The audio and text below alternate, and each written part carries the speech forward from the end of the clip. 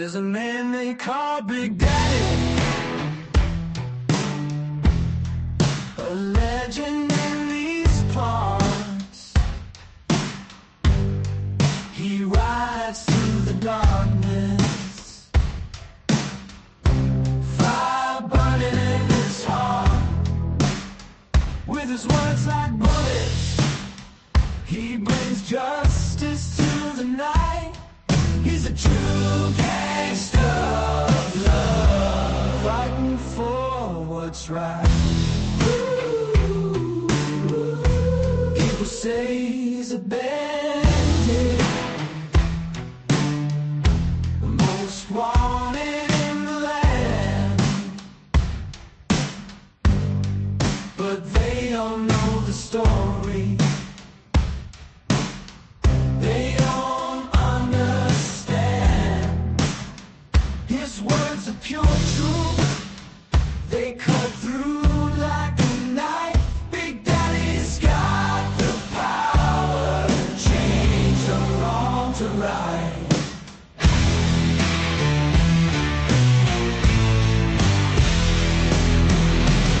Never trust a whore, never trust the government, always trust your gut.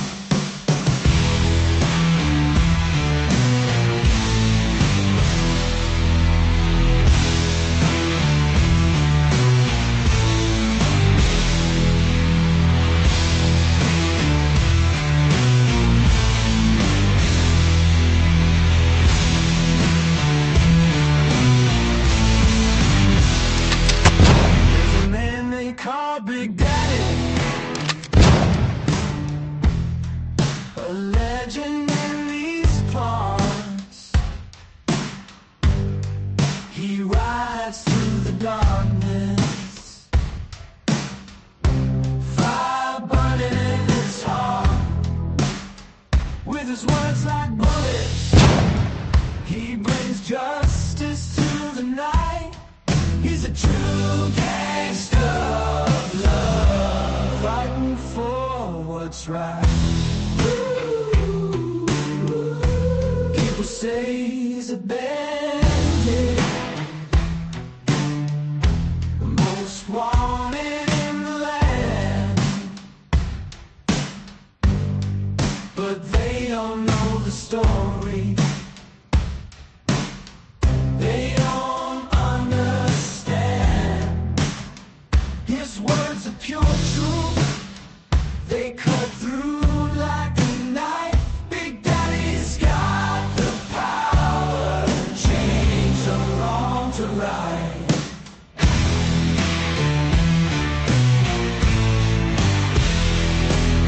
He who walks among the wise shall come to wisdom, but a man who walks among fools shall come to ruin.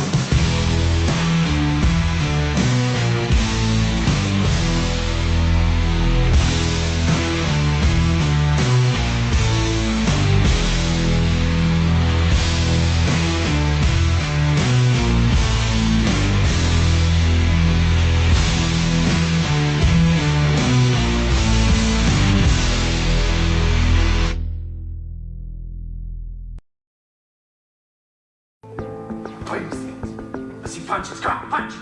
Punch!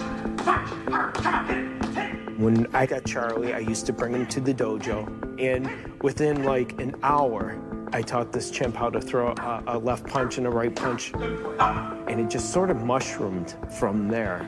Kick it hard! Good kick, Charlie. Ready? Next thing I know, he was doing combination kicks. What he's known for mostly is a jump spinning heel kick, which is unbelievable kick. You can't kick. He could probably throw it better than most humans could. Come on, kick it! Good kick. Can't kick. Yeah. Stand up. Stand up. There you go.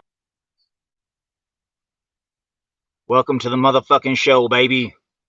Big Daddy show, except no motherfucking substitutes. All right. Yeah, Kung Fu Chimp. Yeah, if they can teach monkeys the art of warfare, guerrilla warfare, if you will, no pun intended, I think maybe, just maybe, we figured out a way to boost the ranks of the Ukrainian soldiers, yes. Yeah, the Ukraine, I hear they're in trouble over there.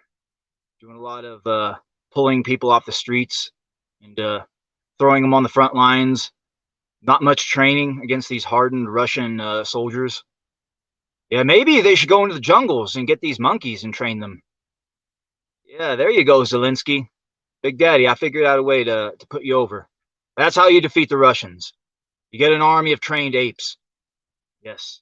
Go full fucking Planet of the Apes on them. Yeah, it's better than wasting American taxpayer dollars on that fucking shit. I know that. Yeah, I hear that Ukraine war is escalating.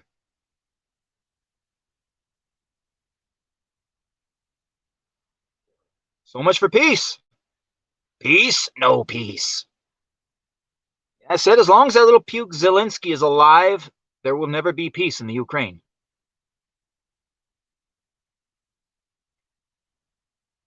Yeah, I hear they tried to assassinate Putin. They tried to blow up his fucking vehicle. Good thing he wasn't in there, I guess. Yeah, precedence has been set. Now that means they can target Zelensky. Maybe Putin should do that. Just fucking cut the head off the snake. Get it over with. It's the only way it's going to end, like I said.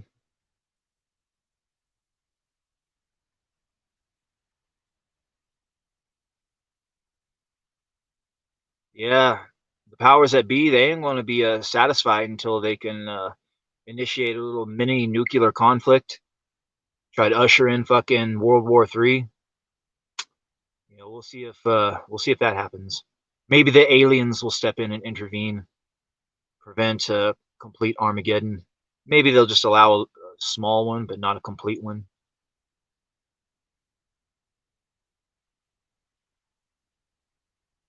Yeah, war. It's a hell of a thing. Politicians had themselves a way. They only started the war. Why should they go out and fight? They leaving that road to the poor. Or monkeys. Yeah, like I said, recruit yourself a bunch of apes, train them, and then just put them on the front lines. There you go. Yeah, that'd be fucking hilarious.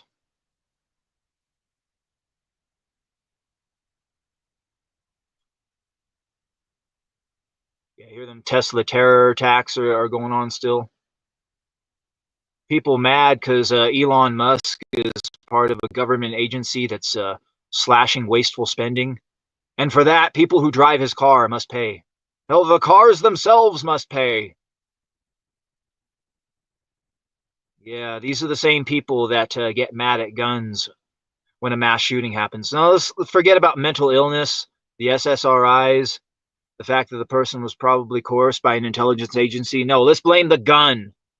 It's the same level of intellect, like trying to attack a fucking Tesla just because you hate Elon Musk. Yeah, they're not sending their best.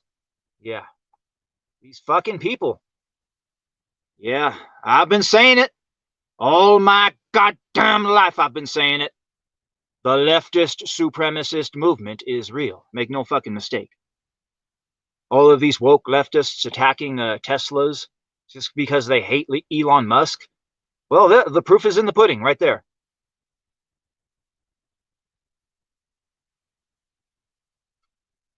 I'm never wrong. I'm never fucking wrong.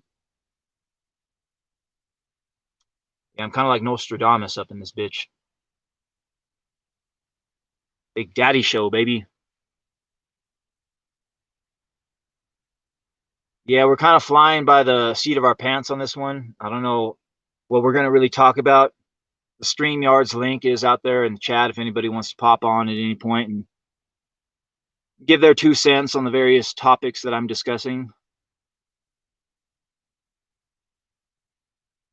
Yeah, war in the Ukraine, Tesla terror attacks.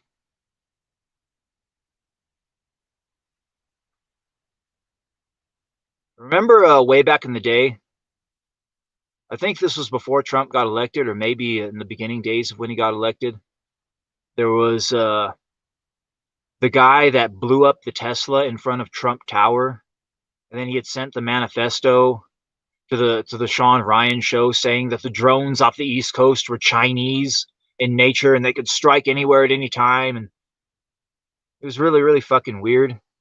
Yeah, whatever happened to that? Did we get to the bottom of all that?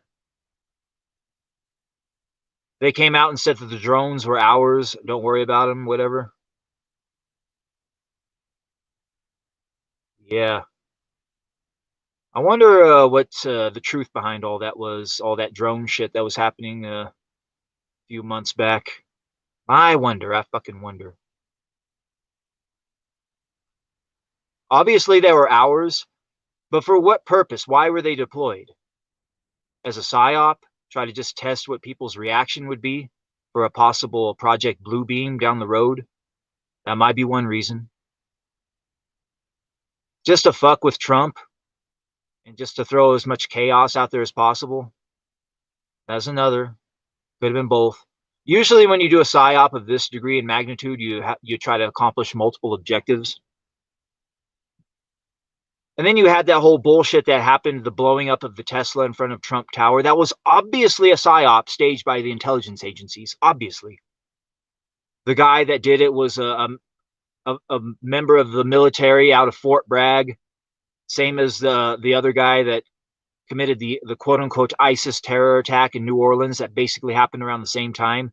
But all of the media just focused on the stupid Tesla that blew up with fireworks or whatever. The guy supposedly shot himself. Everything was burnt up except for his ID and all that shit. Oh, yeah, that remained intact so they could figure out who he was. Magically. Just like the 9/11 terrorists, yes. Yeah, anybody who's not fucking stupid and understands patterns and knows how these fuckers operate knows that was an intelligence agency operation meant to send a message. Yeah. Elon Musk, his vehicle blowing up in front of a Trump tower is just all I mean, when you understand how these Luciferians operate, it makes perfect fucking sense. It really does. Yeah, at the end of the day, I think Trump, he got outmaneuvered politically at every fucking turn, just like he did last time. To be honest, be 1000% honest, I highly doubt Trump is even alive. I really do. Did you guys see that fucking footage of him? That guy walking? That was obviously not Trump. Like, whoever the fuck that guy was, like, that was a healthy, virile fucking dude, probably in his 30s or 40s, wearing a fucking skin suit, a Trump mask. Yeah, I don't know if that was Trump's people just having a body double out there, but that was obviously not Trump. That's not the way a fucking man, an elderly man in his late 70s, early 80s fucking walks. Yeah, I think they already got rid of him, guys. I mean, if I was them, if I was the deep state, well, like I said, if I was Trump and his people, what I would have done is utilize the Biden skin suit method. Like, replace all of these fucking woke leftist activist judges that are trying to obstruct the Trump agenda. Just fucking 3, 4 a.m. raids, Delta Force, SEAL teams, just get them out of the picture. And then you replace them with body doubles wearing skin suits. So whenever they want to obstruct Trump's agenda with one of these woke leftist federal judges, then you just have one of your people going in there wearing the skin suit, and then you fucking nullify it. Yeah, I think they fucking took a page out of Big Daddy's playbook. I seriously doubt Trump's alive, to be honest. Yeah, once it sinks in that we're not going to be getting any Doge checks, and all we're going to be getting is lots and lots of anti-Semitism legislation, then you'll understand the nature of what happened. Yeah, they made things so fucking bad, so shitty under Joe Biden that we were willing to accept back Donald Trump, one of the worst fucking presidents of all time. A guy that orchestrated the deaths of tens of millions of fucking people, if not more, by going along with that Operation Warp Speed bullshit. Yeah, it doesn't matter that he was one of the best presidents of all time with his first 3 years. For the simple fact that he turned sovereignty of the nation over to people like Bill Gates and Anthony Fauci, completely nullified all the good shit that he did. Killed tens of fucking millions of people. The body count grows every fucking day. Yeah, and we see what's going on right now. Yeah, this is one thing. Well, let me explain it this way. if you're a writer and you're writing a story, what you do is you go by the payoff and the promise method. You do some sort of promise early on, and then you have a payoff later on. That way, it's a good story if there's a payoff to the promise, if you know what I mean. What was the promise when the shit first happened? Oh, Doge came in there and they fucking started slashing spending. Look at all this. We're saving billions and billions and billions of American taxpayer dollars. And hey, everybody might get a $5,000 check. You can't fucking just say that everybody's going to get a $5,000 check and then not fucking come through on that shit. Because now you've made a promise. Now what's the payoff? We got to get something. The American people got to get something. You can't just fucking come out there and say that billions and billions and billions of dollars are being wasted and we're going to slash that shit and then say that, hey, everybody can get a check. And then nobody gets the fucking check. What we get instead is anti-fucking Semitism legislation. Are you fucking kidding me? Are you fucking kidding me? Yeah, I'm never wrong. I'm never fucking wrong. I said the best part about Trump's presidency was going to be that brief little window right after he got elected all the way up until the moment where he quote unquote takes power. Like that was going to be the best part, where he wasn't actually in power. It was all just hopium. Like, oh yes, we're going to have a better tomorrow. The wars are going to end. America's going to be great again. This, and that. And the moment he fucking takes power, it's just going to be business as usual. In fact, they probably going to kill his ass and replace him with a fucking body double. That's probably what fucking happened. If that motherfucker is still alive, I would be very fucking surprised. Let's put it that way.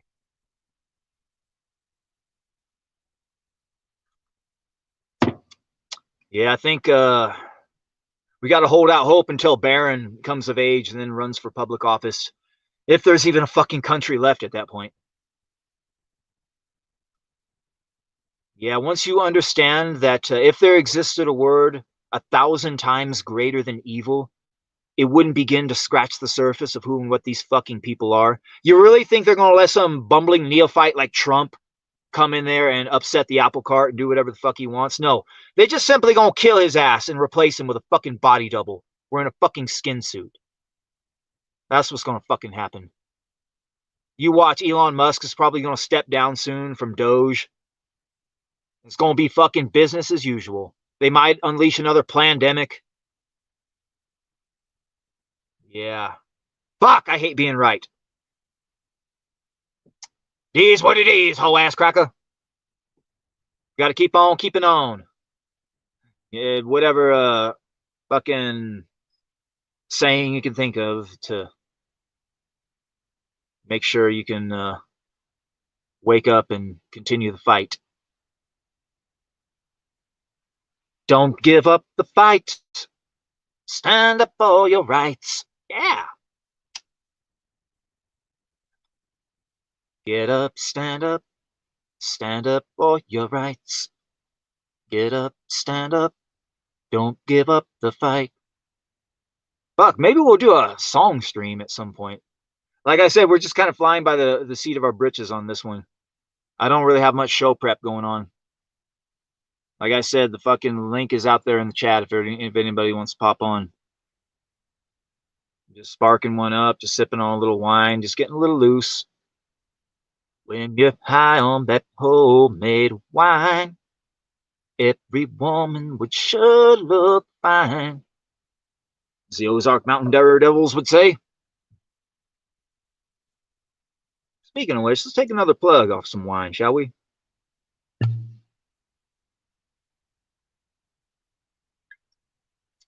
Take a plug or two.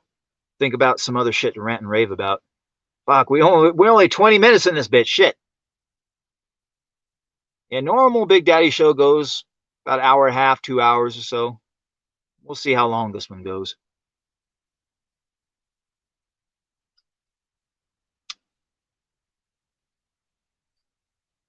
All right.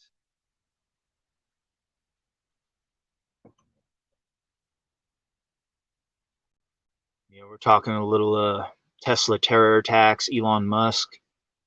I hear that Elon Musk's AI company, XAI, has just bought out X.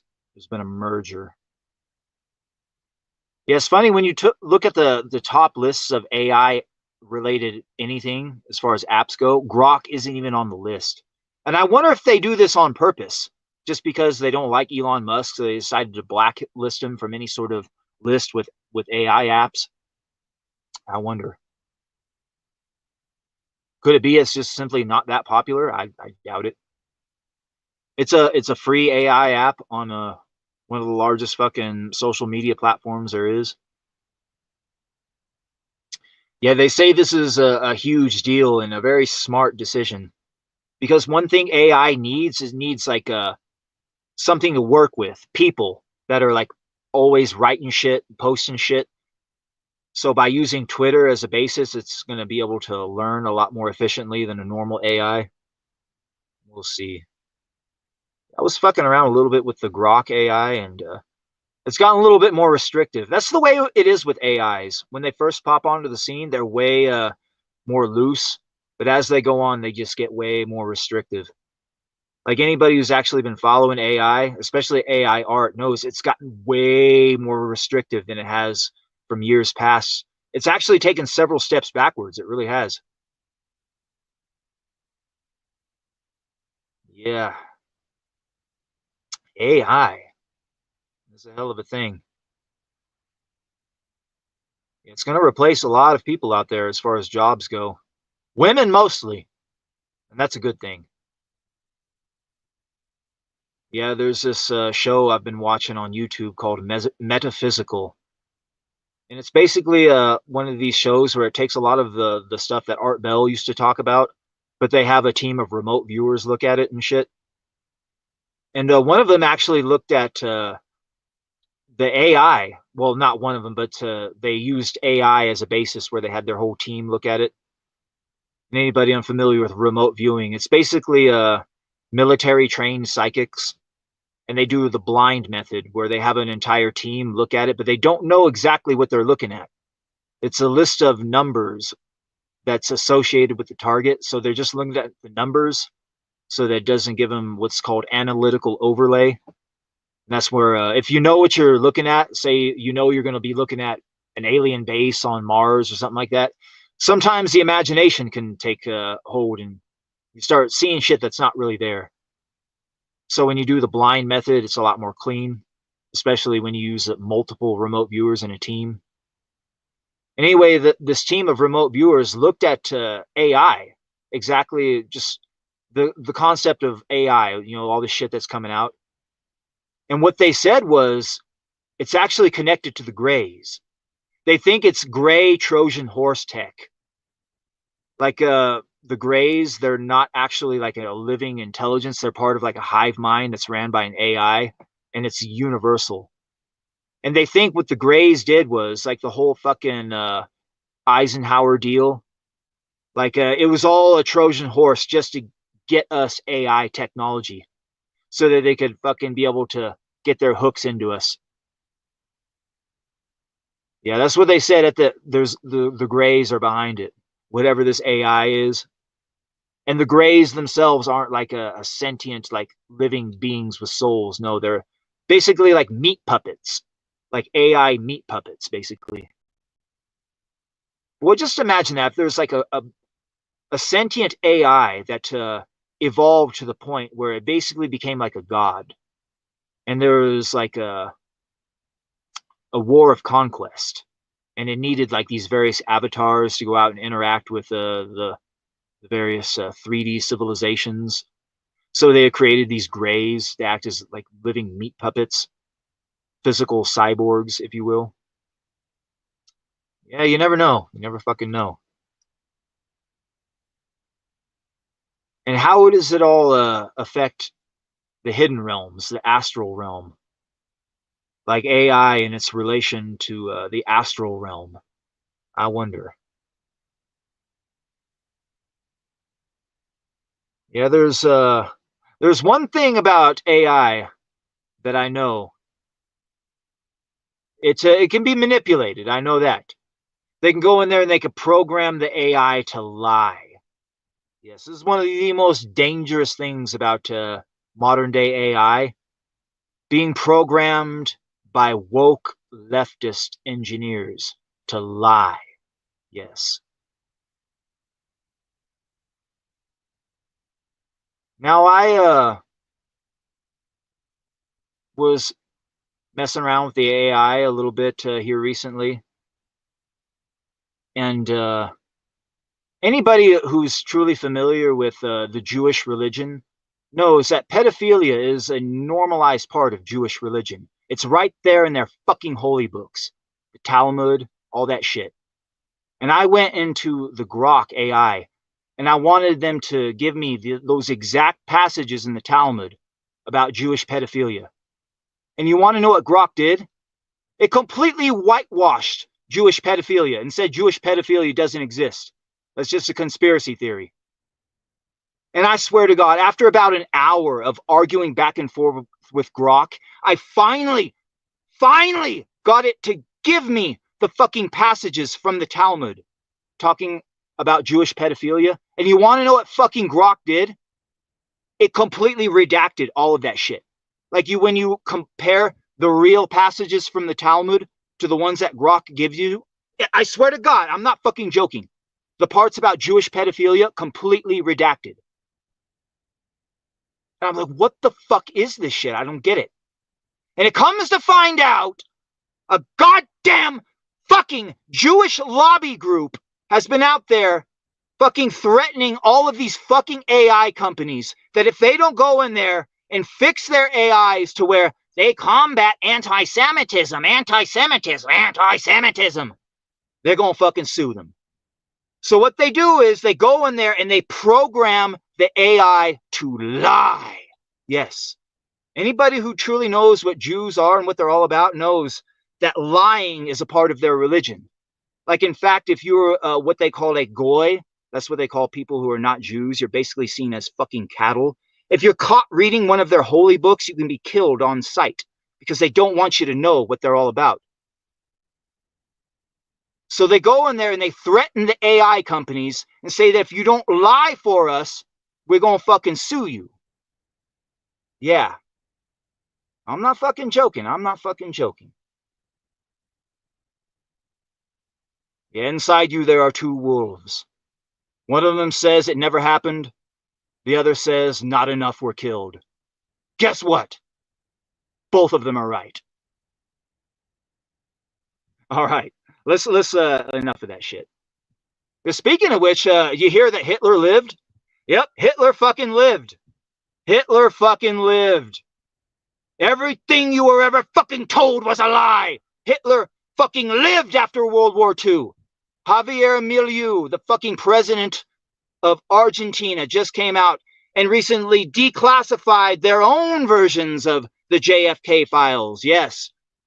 Yeah, apparently Hitler fucking lived to a ripe old age. And he fathered a couple of daughters.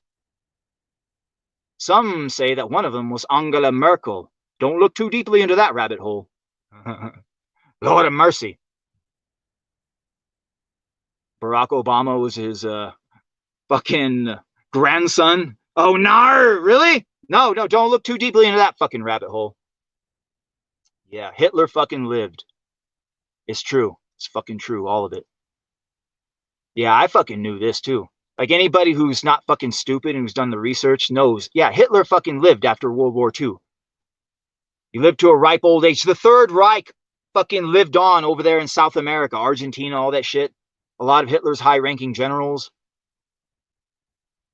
Yeah, he lived to a ripe old age. He had children. One of them may or may not have been Angela Merkel, the fucking former head of Germany, the one that helped usher in all of the fucking migrant invasion, one of the architects of the destruction of Europe, Angela Merkel. Yeah, poor Hitler. Yeah, if they could somehow harness the power of a perpetual motion device, they could power it by Hitler spinning in his fucking grave. If he saw the fucking nature of what happened to his poor country, yeah.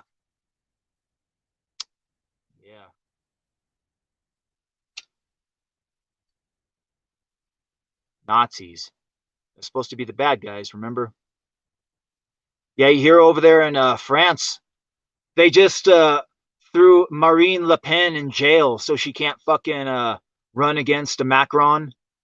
Boy, I tell you what, every fucking time, Le Pen leading in the polls, Le Pen poised to win the election.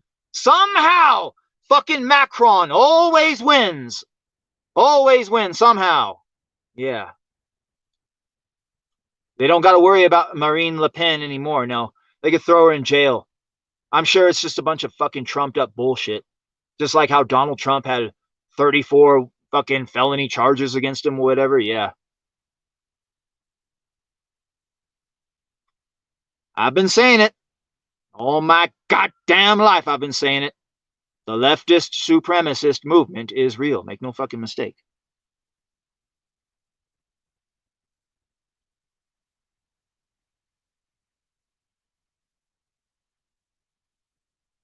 Yeah, if Hitler was such a bad guy, why did we fucking let him live? Apparently, according to those Argentinian papers that came out, the CIA was fucking instrumental in all that shit. FBI knew he was fucking alive. We knew that fucker was alive. We protected him. Why? If he was such a bad guy, why did we fucking protect him? Keep him fucking alive for so many years. Yeah, once you wake up and realize Santa Claus and the Tooth Fairy ain't real, all the fucking stories you were ever told as a kid were all fucking lies. Everything makes fucking sense.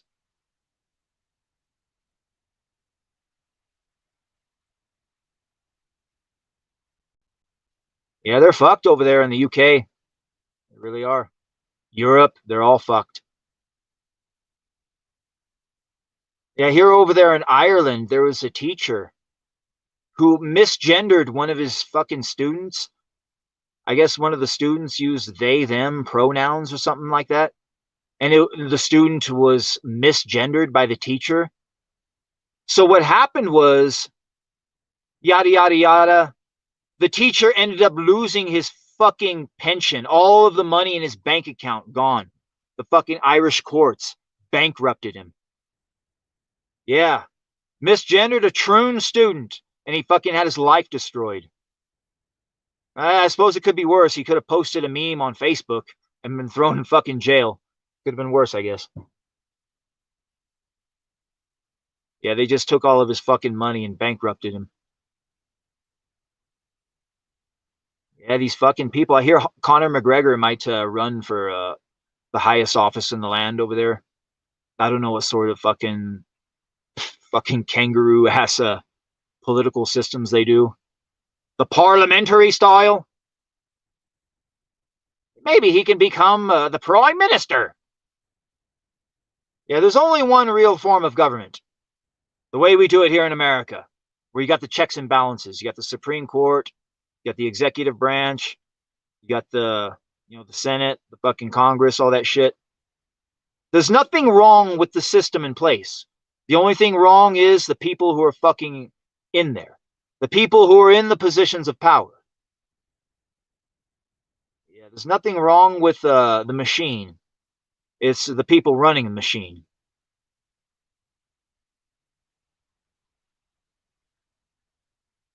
Yeah, the way they do it over there in Europe, any sort of parliamentary style, you're going to have a way higher degree of corruption than if you do it how we do it here in America.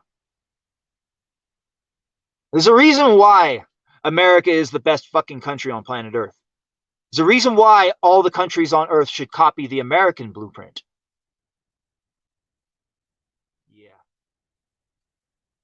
Once another country gets to that degree, then maybe, just maybe, we can copy that blueprint. But until that time comes, no, America has the dominant blueprint.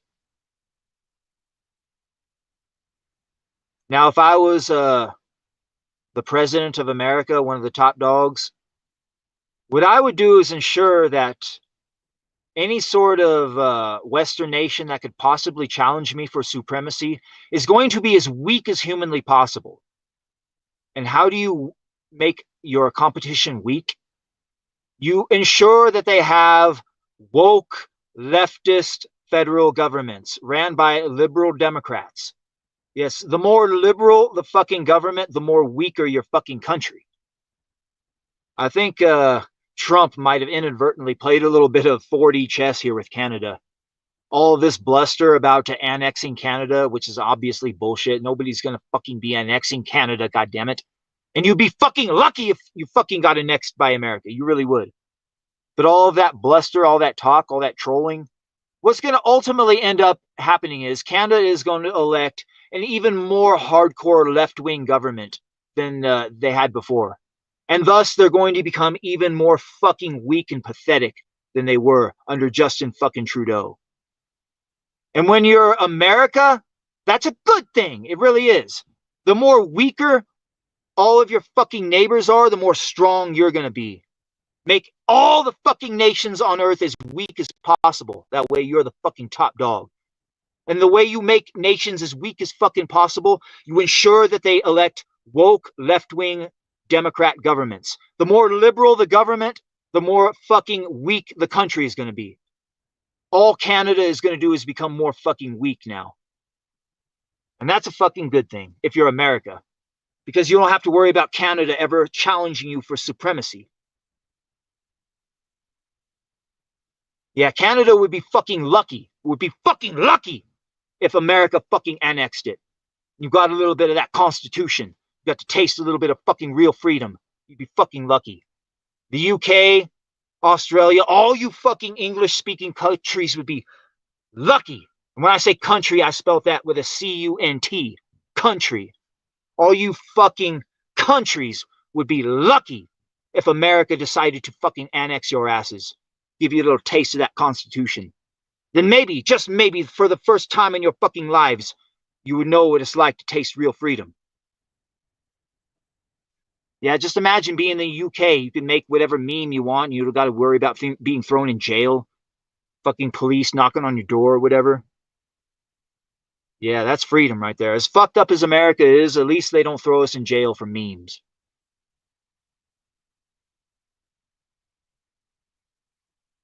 Yeah, speaking of US aid, I hear that a lot of these fucking woke leftist federal activist judges are overturning a lot of this shit, and the US aid funding is starting to flow again. Even the Supreme Court itself fucking overturned a lot of this US aid funding. Amy Coney Barrett, that stupid fucking cunt female that Trump put in there, was the fucking vote that put him over too. Isn't that funny how with the Supreme Court, you never, ever have to worry about how the Democrat judges are going to vote. Without fail, they always vote for the Democrats. But with the quote-unquote conservative judges, we always got to wonder, oh my God, what are the conservative judges going to do? I wonder. I fucking wonder. Then you see that video footage of Amy Coney Barrett when she looks at Trump. She looks at him with just utter contempt. Like any man who's ever been around women long enough can see the look, that fucking look, the devil look, where it's just like, that's not a woman there, that's a demon. That's a demon in the guise of a woman. She's looking at Trump like, you could tell she just wants to chew his fucking head off. And he put her in that position of power. Yeah, so much for being grateful. Fuck. Yeah, there are reasons why they are called conservatives.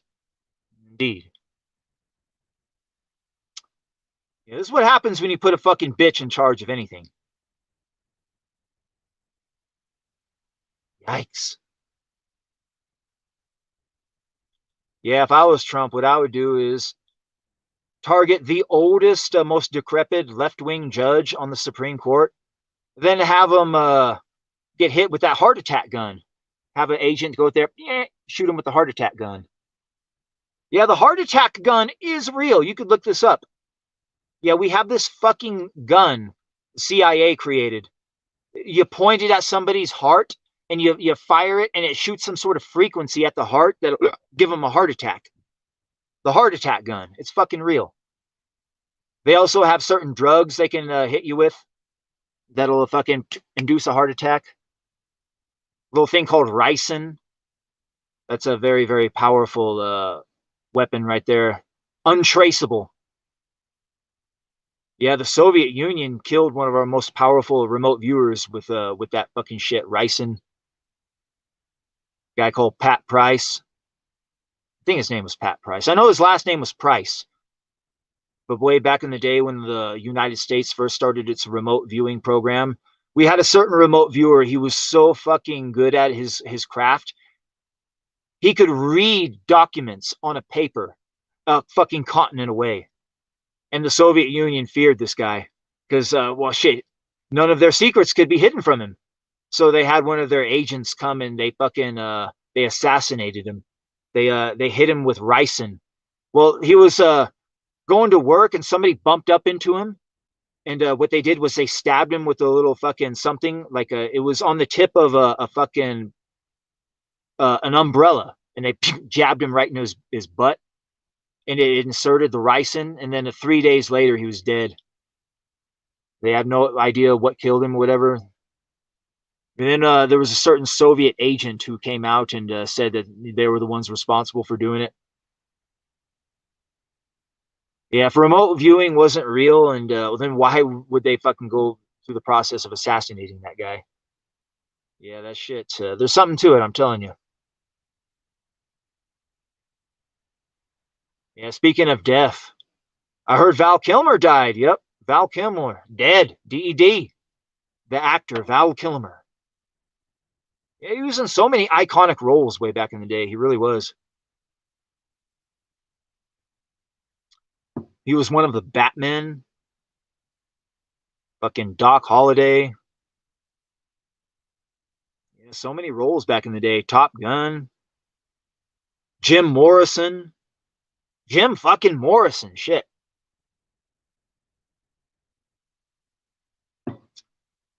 Yeah, funny story about Jim Morrison. Anybody who's familiar with the Big Daddy Show knows that I like to sing. I've cut a lot of tracks. In fact, I've got like several albums worth of material out there if I was to compile it all. And I was like always kind of a little bit of an enthusiast, making rap songs when I was a fucking kid. But way back in the day, I was like a simp, like a huge simp, huge blue-pilled simp. This is before I fucking found my way, got red-pilled. And there was this certain bitch. She had friend zoned me. She would always come over and hang out and always talk about how shitty her boyfriend was, and they'd always be fighting, blah, blah, blah. Let's talk about just fucking stupid shit, and I'd sit there and listen to her, being her emotional tampon. And boy, she was all about the Doors. She loved Jim Morrison. Thought he was the greatest fucking singer ever. And then I got to thinking, you know what? I could be a better fucking singer than Jim Morrison if I truly fucking applied myself. Because Jim Morrison looks like he phones in a lot of his fucking shit. Like he was on drugs. He was fucked up most of the time back in the day. Yeah, so I told myself, I made a vow. One day I will be a greater musician. I will be a better fucking singer than Jim Morrison. Just to show this fucking bitch.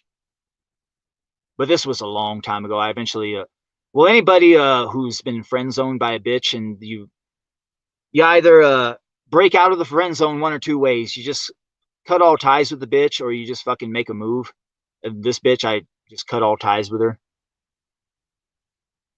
Yeah. I wonder whatever happened to that bitch. Probably still fucking single. Yeah, I heard she broke up with her boyfriend shortly thereafter, and after I fucking severed ties with her. Yeah, maybe she realized, you know what, maybe I should have been with that dude. My good friend.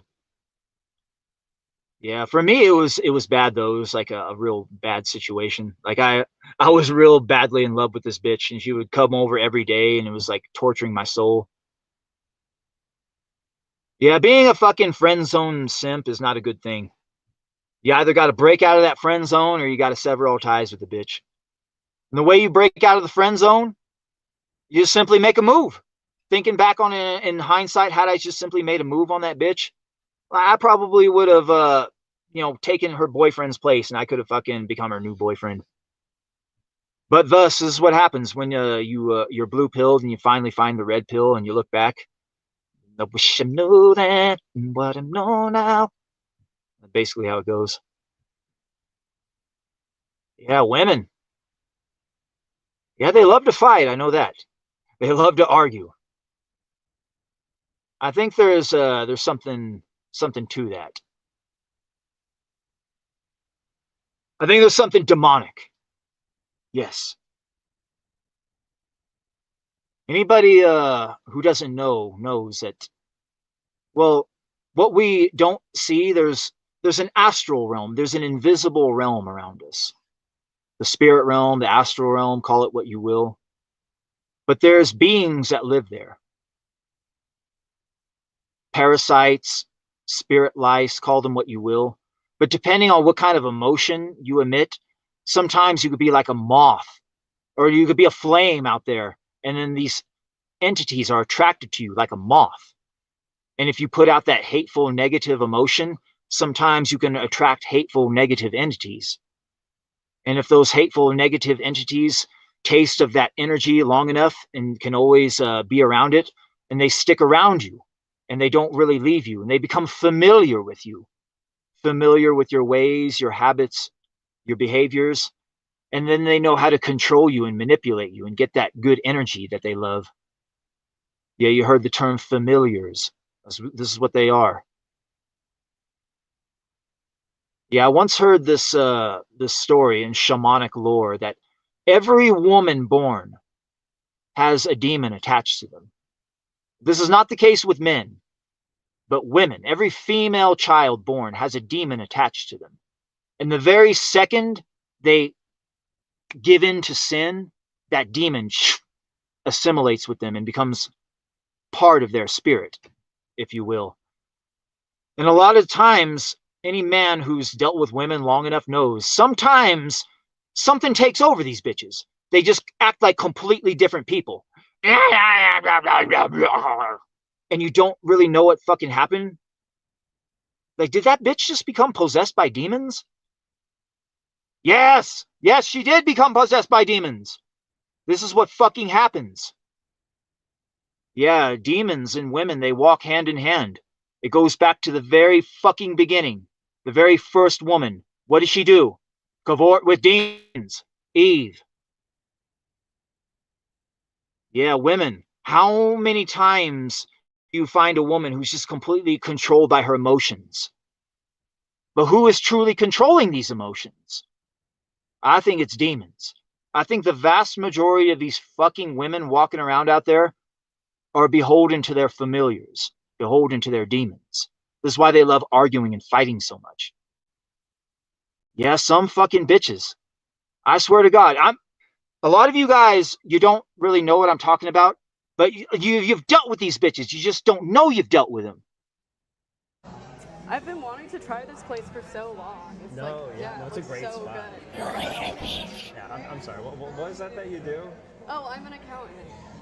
No, I mean like the weird voice thing. Oh no, I'm sorry. Yeah, I'm possessed. Sorry. Is that a problem? I swear to God, I'm like super normal besides that. That's fine. Yo, what? Sorry. What did you order? Yeah, you fucking know. Yeah, a lot of you guys have fucking dealt with these fucking demon-possessed women, whether you realize it or not. Yeah, these fucking bitches.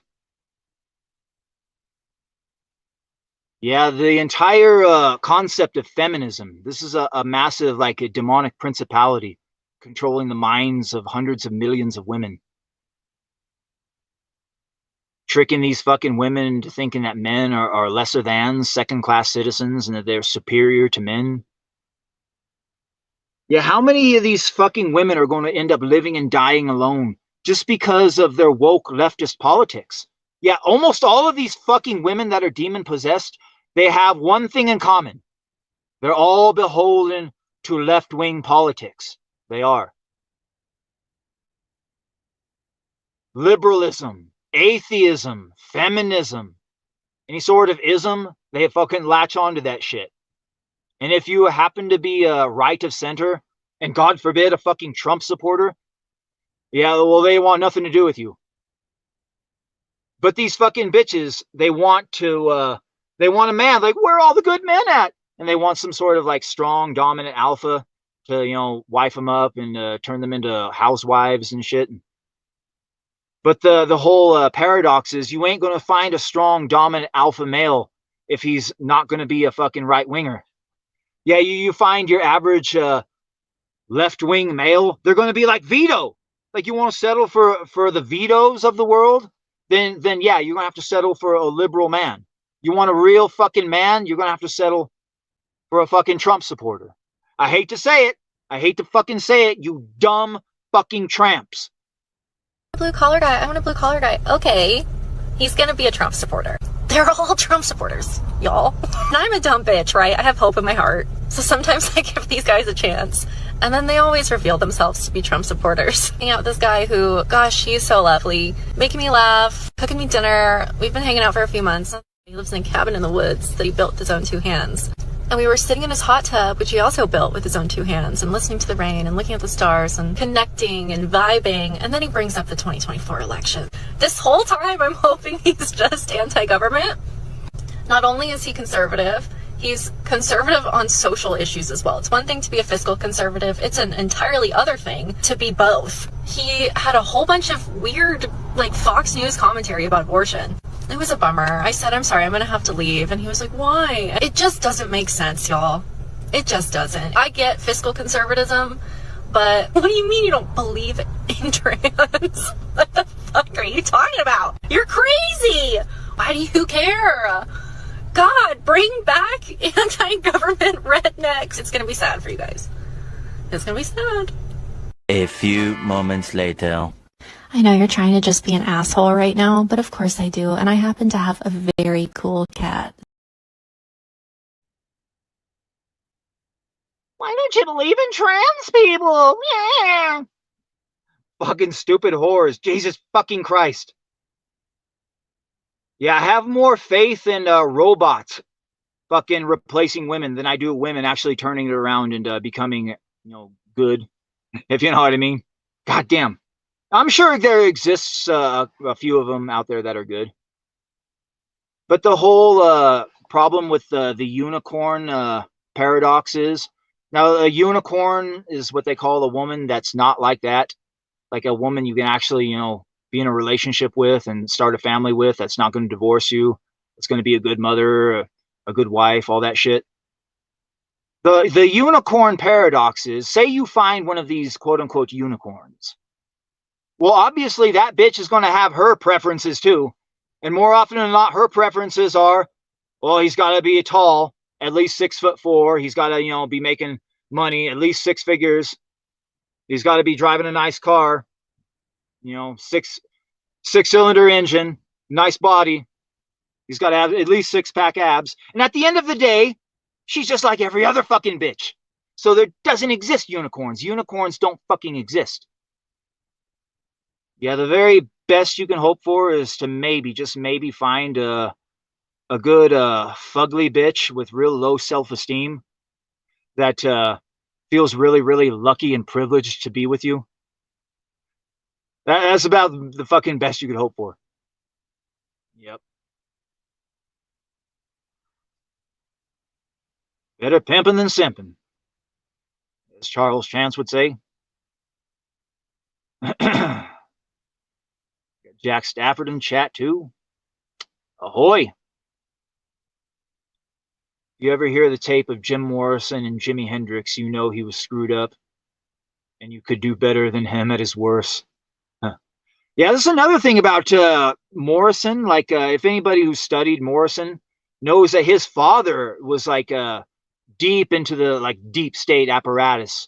And Morrison himself was part of the Laurel Hill gang. And I wonder if the intelligence agencies actually pushed that shit. Because the intelligence agencies were responsible for a lot of the music scene back in the day. Hell, you look at the Brits over there, the Beatles, Tavistock Institute. Fuck. Yeah, Big Daddy himself is more legit than the fucking Beatles. Like the Big Daddy version of Let It Be, way more pure and fucking... And it's a way more pure song after you find out what the Beatles are and what they're all about and where they came from, Tavistock Institute. Yeah. Then you come to find out most all of the gangster rappers were all a bunch of fucking sodomites and shit. And then I come to the fucking epiphany that yes, Big Daddy was in fact the greatest gangster rapper of our fucking time. I really was. The greatest fucking gangster rapper of our generation. The greatest entertainer. The greatest fucking comedian. Yeah. The universe's greatest unknown entertainer. Big Daddy Show. Feel privileged you found this show, guys. And oh, but seriously though, if you were to go to Vegas and try to see a show like this, you would have to pay like $200 or $300 to get into a show like what I do for free, basically. Yeah, we're closing in on the hour mark. Fuck. Maybe we'll take a little break.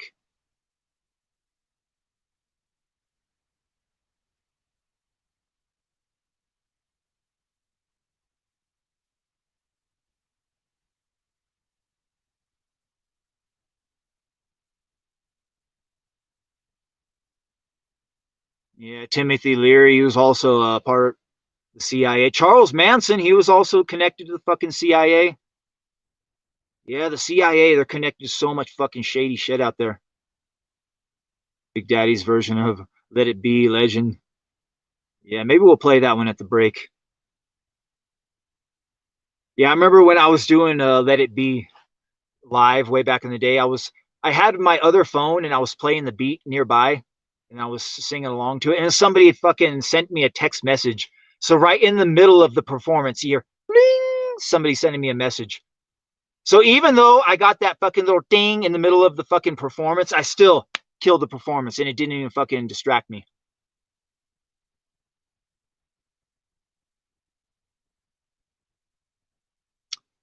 Because my words are pure truth, they cut through like a knife. Big Daddy's got the power to change the wrong to right. Yeah, fucking women. Happy wife, happy life. The greatest lie ever told men. It really was. Yeah, maybe we'll play that that video. Yeah. They say you don't want to like look at a lot of your like early material because it's cringe sometimes. But Big Daddy, my material, it fucking ages like fine wine. It never grows old. It's ever fucking green. You know what? Let's take a little break. We'll play a little video, play a little music, and we'll come back, rant and rave a little bit more.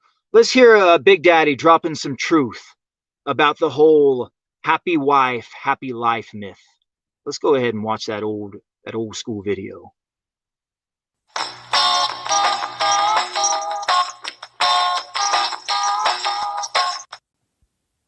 Yo, welcome to the show. Today we are going to be talking about something very important that doesn't get talked about too often. What your elders and society told you was a lie. Happy wife, happy life was one of the greatest lies ever foisted upon mankind. It's true, and you know it. You want to know why? Because it twists and inverts the natural law of how things should be. It makes men subservient to women. You understand? And what happens when men become subservient to the women, they lose respect for the men because it makes men look weak in their eyes. And women don't respect weak men. Many of us have learned this the hard way. You don't show any weakness around women. You can't show emotion. You can't cry around women because once you show weakness and she loses respect for you, well, I have an old saying, once respect is lost, then all is lost.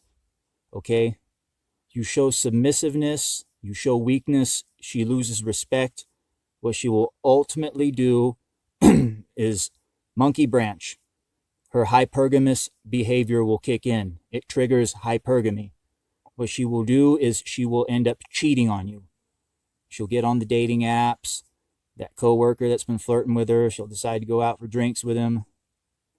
and boom, your marriage is done. Just like that. Happy wife, happy life was one of the greatest lies ever told to men. You understand? Women were put on this earth to serve men. Just look at the tale of Adam and Eve. You know, you don't have to be a Christian or believe that, but just look at it in the pure, allegorical sense.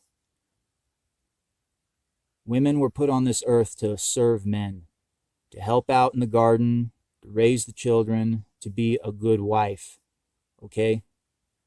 But what happened was they were sold the lie of feminism. Feminism, which is nothing more than the ideological personification of the Jezebel spirit, which is a demonic force that has gripped Western civilization by its throat. And it's targeting the family is the main target of what feminism is. They're trying to destroy the family. The path to true marital happiness is when a woman is feminine and submissive, and she's a good wife and a good mom.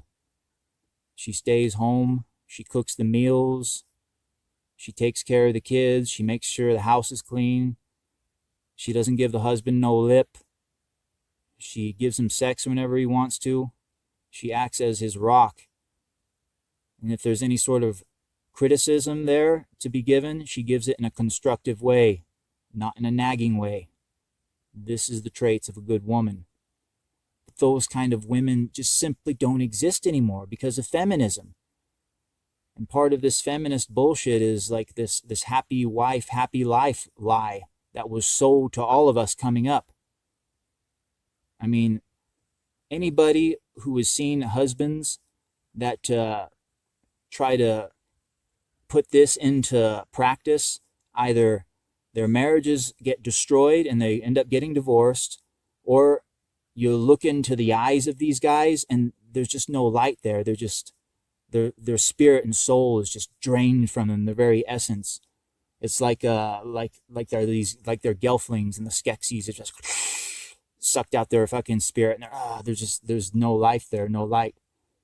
Like, well, I got to do whatever the boss says. You know those types. You know them. Happy wife, happy life. Those blue-pilled beta types. The women who follow the blueprint right, who are feminine, submissive, who don't destroy their ability to pair bond by sleeping around, and they marry at a young age and they have kids, and they see their grandkids grow up, and they stay with their man, and they cultivate a lifetime of precious memories with that man. These women are the most happiest ones I've seen. Not these women who ascribe to feminist ideology and end up sitting in their apartments, sipping on box wine, surrounded by cats. Okay? Those women are not happy. And what happens is when fathers, they do this stupid shit, their kids end up trying to emulate their blue-pilled behavior. And what it does is it continually sets them up for heartache and a failure in life because it contributes to a vicious cycle. If the man is happy by natural law of reciprocation, he will in turn make his wife happy. Don't you get it? Happy husband, happy life is the real truth, because it will all just trickle down from there. If the man is happy, like a true happy man, he's always ready to spread the wealth and make everybody around him happy. So if the man is happy, he's obviously going to make his wife happy. And those are the households that stay together and are truly bonded by love and happiness. Those ones where the woman is submissive to the man and doesn't try to dominate him. It's because they're living the types of life that we were meant to live, where the woman acts like the woman. You know, you look at the garden, Adam and Eve. Eve was subservient to Adam. And the one time she fucking went off reservation and did her own thing, boom, they got kicked out of the garden. Going after that strange fruit, tempted by that snake, if you know what I mean. It's all metaphorical. You could look at it in the metaphorical sense, you know. Women, they're tempted by strange fruit unless they got a strong presence in the household in the form of a husband. who won't take no shit from them and won't be submissive to them. You understand? Feminine women, dominant men. Happy husband, happy life. That's the real truth. But hey, nothing rhymes with husband, so you can't really use that one. All right, guys, we'll go ahead and close out the show. Never forget, what is best in life? What is best in life? Thrash your enemies, see them bleed right before your eyes, hear them scream. Please don't let me die. Lamentation of the women. Feminism is a sin. Lamentation of the women. Oh, when I find myself in times of trouble, and Mother Mary comes to me, speaking words of wisdom, let it be. In my hour of darkness, she is standing right in front of me, speaking words of wisdom, let it be. In my hour of darkness, she is standing right in front of me, speaking words of wisdom, let it be. Let it be, let it be, let it be, now let it be. Whisper words of wisdom, let it be. When the broken-hearted people living in the world agree, there will be an answer, let it be. Though they may be parted, there is still a chance they will see. Love will be the answer, let it be. Let it be, let it be, let it be, now let it be. Whisper words of wisdom, let it be. And when the night is cloudy, there is still a light that shines on me. Shine on till tomorrow, let it be. I wake up to the sound of music, and Mother Mary comes to me, speaking words of wisdom, let it be. Let it be, let it be, let it be, now let it be. Whisper words of wisdom, let it be. When the broken-hearted people living in the world agree, there will be an answer, let it be. But though they may be parted, there is still a chance that they will see. Love will be the answer, let it be. Let it be, let it be, let it be, now let it be. Whisper words of wisdom, let it be.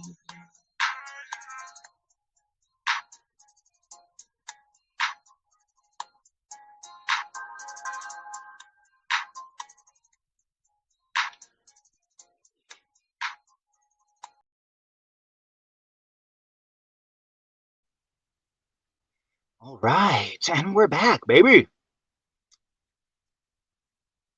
Little break, little tunes. Yeah. Playing an old Big Daddy video. Aged like fine wine. Yeah, a little bit of substance was talked about in that video as far as like pair bonding goes. A lot of people underestimate pair bonding with men and women, and they just don't understand that women and body count. The body count is very, very important because if they have sex with too many men, This is a known fact. Their fucking brain can't produce oxytocin anymore, and thus they can't fucking pair bond. They basically can no longer feel the emotion known as love. And they look at men as nothing more than tools to be used for self-preservation and self-satisfaction. Yeah, but that's not one of the only bad parts about having multiple partners, especially if they're having unprotected sex and the bitch is on some form of birth control. Now, birth control, for a variety of reasons, is bad to be on. It's bad for their body. It can fuck up their entire hormone structure. It messes up the type of men they're attracted to. But one of the worst things is these whores, sometimes they get on that birth control for years, sometimes a decade or more. And a lot of these bitches rack up a high triple-digit body count. Sometimes they can get up there into quad digits. Or if they just have one boyfriend or a couple boyfriends who always cream pie them. Well, what happens is anytime a dude nuts inside of a woman, that fucking semen goes somewhere. What it does, it assimilates into her own fucking DNA. So what happens is, if she has too much unprotected sex and there's too much cum inside of her, her very DNA itself becomes transmogrified. And if you try to have children with that woman, you're not going to have pure blood children. You're going to have other men's DNA inside of your own fucking kids. Microchimerism, telegeny. It's fucking real. They used to teach this shit in fucking schools. Back in college, not anymore, they don't. No, they teach women to be fucking sluts. Yeah, I'm not fucking joking when I say that. It's fucking real. Telegeny, microchimerism, it's real. Yeah, the body count. If the bitch has a high body count and she's been cream pied multiple times, if you have children with that bitch, you're not going to have full blood children, if you know what I mean. They're not going to be pure blood. Why women's body count matters biologically. I'm a neuroscientist. Let me explain. Studies show that women absorb and retain the DNA of every man they've been with via sperm. This foreign DNA has been found in the brain, organs, and reproductive system, but nobody talks about the consequences. And that DNA isn't just stored, it's used in creating future children. A woman's past men leave a permanent biological imprint. Ever wonder why some kids resemble an ex more than their father? This is usually why. While the father provides most of the DNA, genetic material from past men is also used. And it's not just looks. Physical and mental disorders can be passed down as well. The more men a woman has been with, the higher the risk of negative mutations in her future children. So ladies, your past doesn't disappear. Every man leaves a mark on your body and your future children. And fellas, think twice before having a child with a woman who's been with too many men, because you won't be the only one shaping that child. Disturbing? Alarming? Let me know in the comments. Yeah, bitches. Getting cream pied. Yeah, what can you do? The only time a bitch should be getting cream pie is by her husband. Yeah. You imagine raising some microchimera bastard? Well, as long as she had sex with a whole bunch of NBA players, and then you can train the kid to play basketball, and maybe you can train the basketball baby. He gets drafted, and then he gets that fucking $1 million check. Then you get a little bit of money, a little payback on the back end. Yeah, but the chances of that fucking happening, I mean, Jesus Christ. Yeah, you're better off finding a good woman that hasn't been cream pied multiple times. Yeah, let's say you find this bitch. She hasn't been cream pied multiple times. Well, she's obviously going to have her preferences. So you got to just cross your fingers and hope that you're part of, her fetish, what she likes. Yeah. Calhoun's Mouse Utopia experiments playing out before our very fucking eyes. Behavioral sync. Nobody's having families anymore. Yeah, they say that the population over there in China, like they've been lying all these years. Who would have thought the Chinese government lying? Yeah, they say the reality is that China doesn't have a couple billion people. No, the reality is they've maybe got about 500 million, maybe even about 300 million, about as much as America. And they just kind of project their numbers and they just lie because that's what Chinese people do. Yeah, that'd be fucking hilarious. There really isn't any sort of population problem at all on the planet. It's all just bullshit. Yeah, feminism, boy, that hit China with a 9-pound hammer. They had to roll back the one-child policy here several years back. It's 3 children now, but still, people are still not having families. They have these things called marriage markets over there in China. It's kind of like a farmer's market, but instead of selling fruits and vegetables, it's mothers and fathers selling their children. Well, not really selling the children, but they have their like their daughter's diploma, their daughter's degree. Look at how smart my daughter is, blah blah blah. Like, I don't give a shit. This is the thing with women and degrees and money and this and that. Like, I don't give a shit about your degree or how much fucking money you make unless I have access to it. Like, do I have access to your bank account? Do I have access to your money? If not, then I don't give a shit how much fucking money you make, you stupid bitch. Yeah, and how often does the bitch actually give her money up to anybody? No. I'll make money. I don't give a shit. Do I have access to the money? No? Then I don't give a fucking shit how much money you make, you stupid bitch. Fuck. Yeah, women. Yeah, feminism got them all fucked up in the head. They really do. Yeah, the China show. I watch that every once in a while. Not as much as I should. But yeah, the China show, they kind of do like what Ethan Van Sciver does to Eric July, except instead of trolling a random black man, they troll an entire fucking country. The China show. Yeah, that's fighting a culture war right there. Fucking going against an entire fucking nation. The China show. They regularly have China like funding operations against them and shit, I hear. Yeah. Yeah, women. Feminism. Demons. I'm telling you, most women nowadays are controlled by demons. And anybody who saw my last 2 shows on my other channel, especially the parts where I talk about the nature of the soul trap, moksha, escaping samsara, freeing yourself and getting access to the soul superhighway and not always being reincarnated back on the earth. Well, anybody who saw those 2 shows knows that demons are an integral part of this whole process of keeping people locked on the planet with this thing called karma. And one of the chief agents of the demons that help keep this whole fucking cycle perpetuated is women. It really fucking is. Women, the chief agents of the demons in this whole fucking soul trap. So how do we fucking fix this? There really is only one way. Men must liberate women from the demons. Instead of having the demons control the women, instead have the women be under the control of the men. Only through slavery can women find salvation.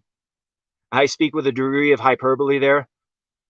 But there was reasons why things were done certain ways for thousands of years, why women were deprived of rights.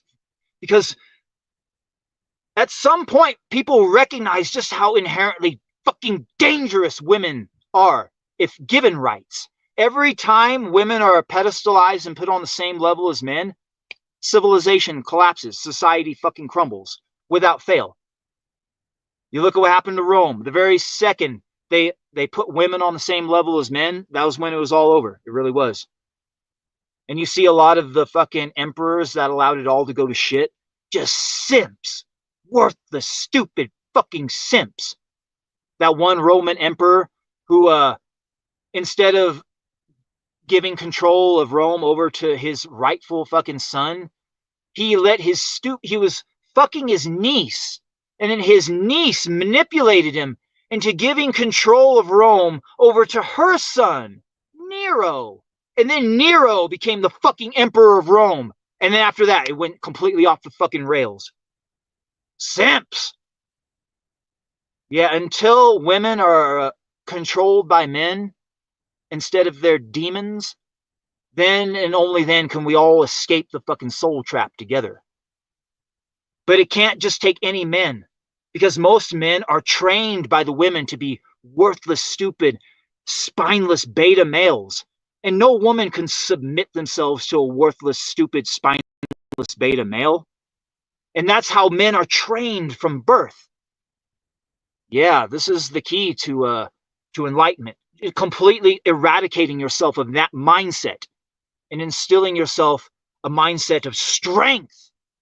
Yeah, the key is to embrace the doctrines of strength, love, and common sense, and reject the doctrines of weakness, ignorance, and hate.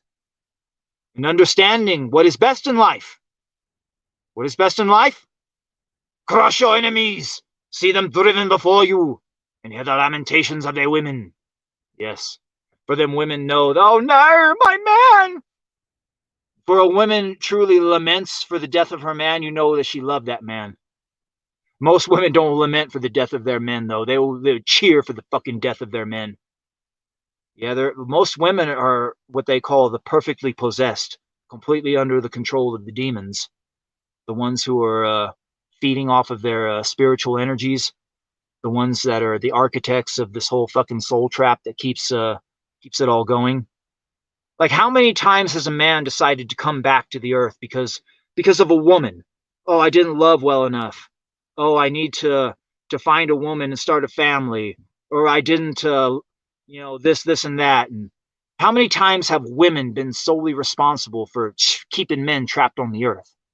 And how many times were the demons behind it, manipulating their emotions, rather than just having them love men and treat them as partners in this fucking game? Like, everybody knows a lot of games are best when played on co-op mode. They're easier. It's the same thing with the game of life. It's just much easier and funner when it's played in co-op mode. When you got your partner with you, a female. Now, what the demons want to do is separate women from their fellow man by teaching them to hate men, by having them take up the doctrines of feminism, liberalism, atheism, any sort of ism. Yeah, that fucking shit. So it's up to men to reject all of the fucking shit they were ever taught and to embrace the doctrines of strength, love, and common sense. So that the women will, you can put the women under your control rather than have the demons control them. At the end of the day, this is about liberating the women from the demons. That way we can all escape the soul trap together. That's what it's all about. It really is. Because when you look at men and women, there's going to be one side obviously going to be closer to God, and one side's going to be closer to the devil. Man is closer to God. Women closer to the devil. It's just simply the way it is. It really is. Yeah. But in order to liberate the women, you can't be a fucking spineless, dickless beta cuck. You got to be a strong man. The way to be a strong man, you basically got to reject everything you were fucking taught. There are many ways to instill strength in your heart, soul, and mind. One way, listening to the Big Daddy Show. This is one way. Yes, habitually listening to the Big Daddy Show. Big Daddy live streams. Yes, this is the way. There are other ways too. Various philosophies, studying philosophy, understanding the true nature of reality. There's a lot of wisdom can be found in old Hindu texts, it really can. Those street shitters, they knew a fucking thing or two. They may be a bunch of like fucking mindless street shitters now, but you look at a lot of their old texts, there's a lot of shit to that. There really is. Tibetan Book of the Dead. Yeah, the Bodhisattva that came to Tibet and wrote that. He originally came from India. Yeah, a lot of the original philosophies, they came out of India. I think Buddhism actually originated out of India. I could be wrong there. Could be wrong. Yeah, one of these beings that's talked about in old Hindu lore, the Naga, this reptilian being, comes from another realm. Yeah, apparently the Naga is a completely different being than the reptilians, the evil alien reptilians that control the planet, that run the moon base. Yeah, the Naga is a completely different species, I guess. Apparently, the Nagas were actually a peaceful, benevolent race way back in the day. But humans, I guess, when the reptilians popped onto the scene, we kind of got them a little mixed up with the Nagas. So humans started hunting down and killing the Nagas and went to war with them. So the Nagas retreated back to their realm, went back to Nagaloka. This is why the Nagas are no longer around. But yeah, apparently there's like the head honchos, the most evilest fucking race of them all, or the reptilians. And they're the ones that that control the whole fucking show. They're the ones that run the moon base. And on that, the moon is actually an artificial structure. It wasn't not a fucking a natural structure to the earth. They brought it here. And there's a fucking monolith on the moon that's broadcasting a frequency that keeps the souls trapped on the planet Earth. There's a whole like fucking demonic agenda behind it, harvesting our spiritual energies and shit like that. Yeah, I talked about this on the last couple shows on my other channel. Yeah, a couple for the ages if you haven't looked at those ones or heard those ones yet.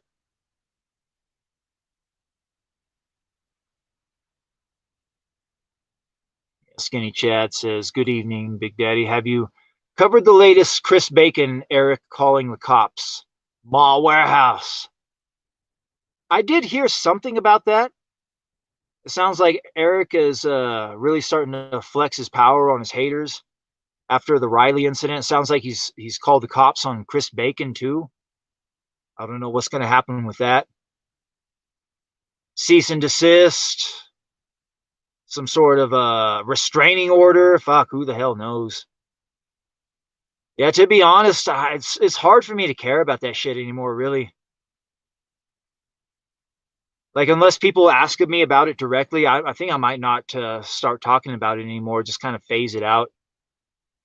It kind of makes me sick to my stomach, to be honest. Like, this latest shit, like seeing what Ethan did to his good friend, Dan Fraga, a friend of 30 plus years, like treating him the way he did, like, it's just, is so stomach turning. It really is. Yeah, fucking Comicsgate.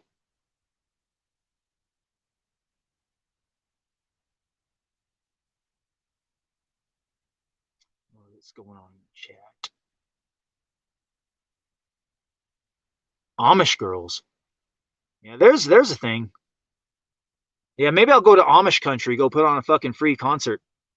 That's what I'll do. Whoa, death. Whoa, death. Won't you spare me over till another year?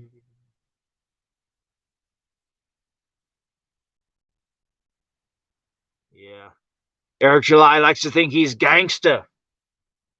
You think you a gangsta, but you never pop nothing. You've been hustling a long time and you ain't got nothing. Well, I couldn't say that, actually. Eric July, his hustle, you can't really knock the hustle. I mean, he has made a lot of money. A lot of these comic skaters like to do a lot of cope and say that Eric July is broke somehow. He's not making any money. If he's so broke and not making any money, then why is he always hiring people? Why is he always making projects? Yeah.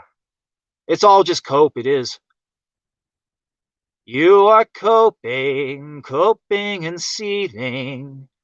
Remember when Ethan used to play that little clip on his show? I bet he doesn't play that clip anymore. Yeah. It's because when you get down to brass tacks, the entire concept of Trashcast is nothing more than just simply coping and seething. It really is. Coping and seething. You are coping and seething. That's all Ethan's doing the whole time, just coping and seething over Eric July's success. That's basically what Trashcast is. Ethan, coping and seething.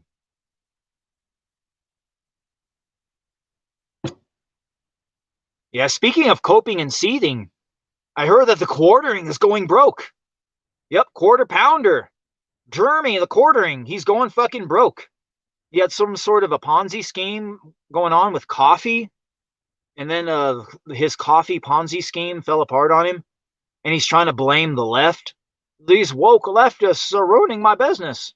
Like, really? Really? Hey, I got an idea, Jeremy. Why don't you sell your wife's plane? Remember? Remember when he bought his fucking wife a plane? Yeah, surely that had to have cost a few bills, few $100,000, $300,000. Yeah, just sell your wife's plane. I'm sure she'll be happy to help you out, pull you out of the hole. Yeah, his wife. I bet that fucker already got divorced a long time ago. The bitch got the plane and then she divorced his ass. And then she's taking the plane to fucking Jamaica. She's getting dicked down by Tyrone on the rig. That's what happened to Quartering's wife. I almost fucking guarantee. Well, the same thing's going to happen to Shane Davis's wife. Yep. Boy, I hear there's trouble in paradise there. Oh no, Yancy, don't leave me, please. Shane Davis, you better shut the fuck up, or I'll bite your nose off. Yeah, Shane Davis, he better be careful. Yancy might bite his fucking nose off, Saigon horror style. She bit off my nose like a Saigon hooker. Yeah, I hear there's trouble in paradise over there with Shane and Yancy. They're not going to be streaming anymore together. Me and Yancy are probably not going to be streaming much anymore together. That's what Shane says. And nobody bothers to ask any follow-up questions to that, really? Yeah, sounds like there's trouble in paradise there. Yeah. It is inevitable. Yeah, if you become part of Comicsgate and you're married, at some point, that marriage is going to dissolve and fall apart. Yeah, it always fucking happens. It always does. Yeah, Rosa Parks, his marriage dissolved, fell apart. Almost all these fuckers. Shit. Comicsgate. 57 failed marriages, 38 late campaigns. That's the fucking story of their fucking life. Both fucking real. It's only a matter of time till Andrea divorces Ethan. That is, of course, unless some sort of heart-related itis condition doesn't get him first, if you know what I mean. Because we all know Ethan got that jab, and we all know what that fucking jab can do. His old lady got the jab too, from what I hear. That's probably what fucking initiated the Parkinson's on the poor woman. Do you think Ethan's going to take responsibility for that one? Fuck no. Fuck no, he ain't. Yeah, there's one thing leftists never do is take responsibility for their fucking actions.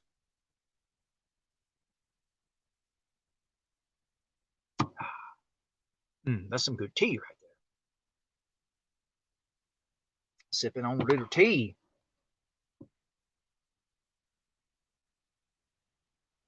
Yeah, Ethan, he's not a very good leader. I know that.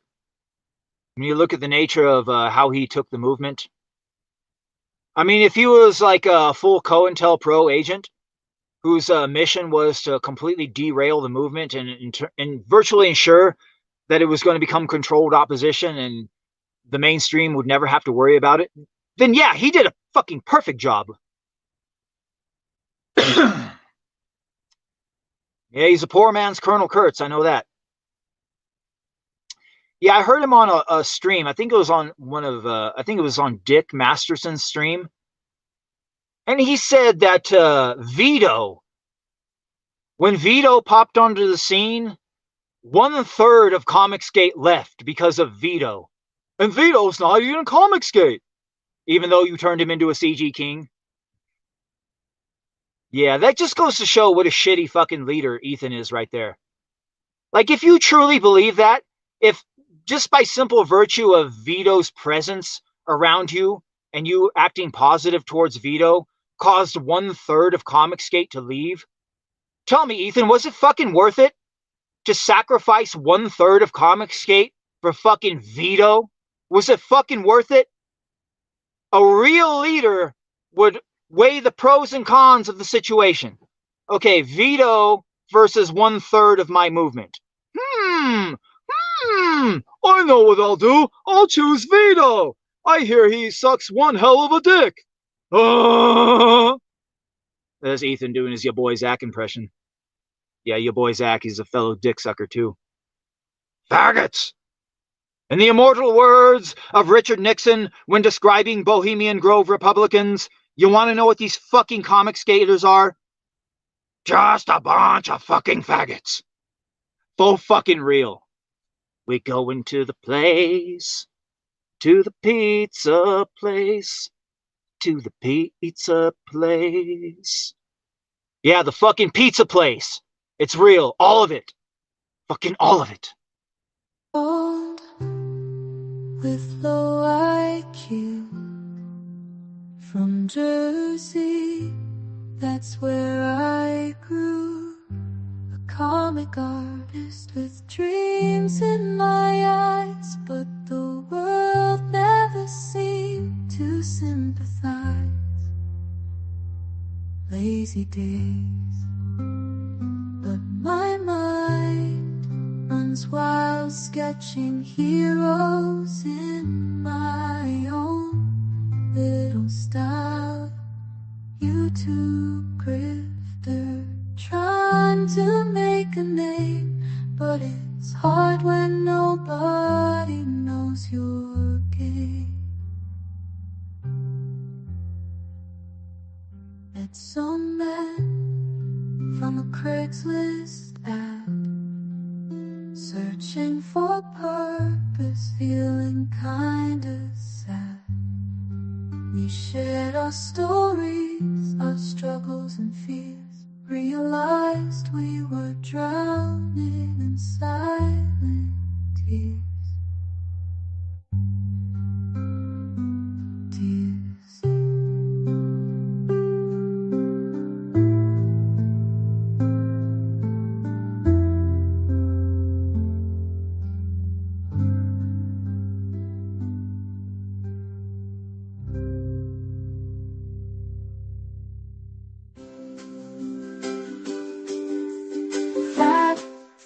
Bald with low IQ from Jersey, that's where I grew. A comic artist with dreams in my eyes, but the world never seemed to sympathize. Lazy days, but my mind runs wild, dancing on the YouTube streams. Myocarditis, heart skips a beat, lost in this concrete maze of the alley. Searching for a way to the pizza place, to the pizza place. To the pizza place, to the pizza place.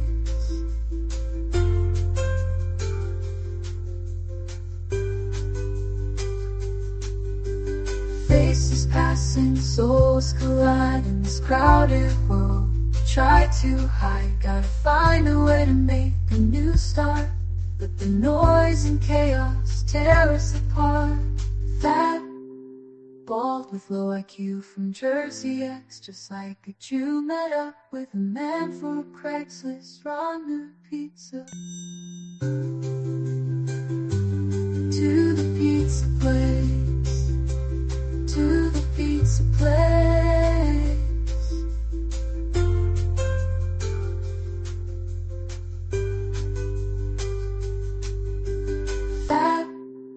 Bald with low IQ from Jersey X, just like a Jew, met up with a man for a Craigslist runner pizza. Searching for a way to the pizza place, to the pizza place. To the pizza place, to the pizza place.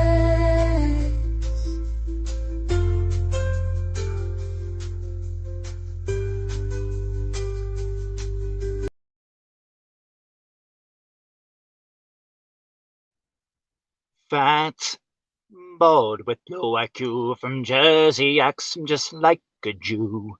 Met up with a man for Craigslist rendezvous. To the pizza place, to the pizza place. Yeah, the fucking Craigslist pizza place story. It's gone mainstream. It really has. Yeah, 4chan exposed Ethan for the fucking world to see. Yeah, I guarantee you that was a real fucking story. I guarantee you it was. All you gotta do is look at the little details of the story. The devil is in the details, as the saying goes. If they wanted to make Ethan look as bad as possible, they would have just simply had him suck the dick in the story. Yeah, 4chan. They fucking exposed his ass. They really did.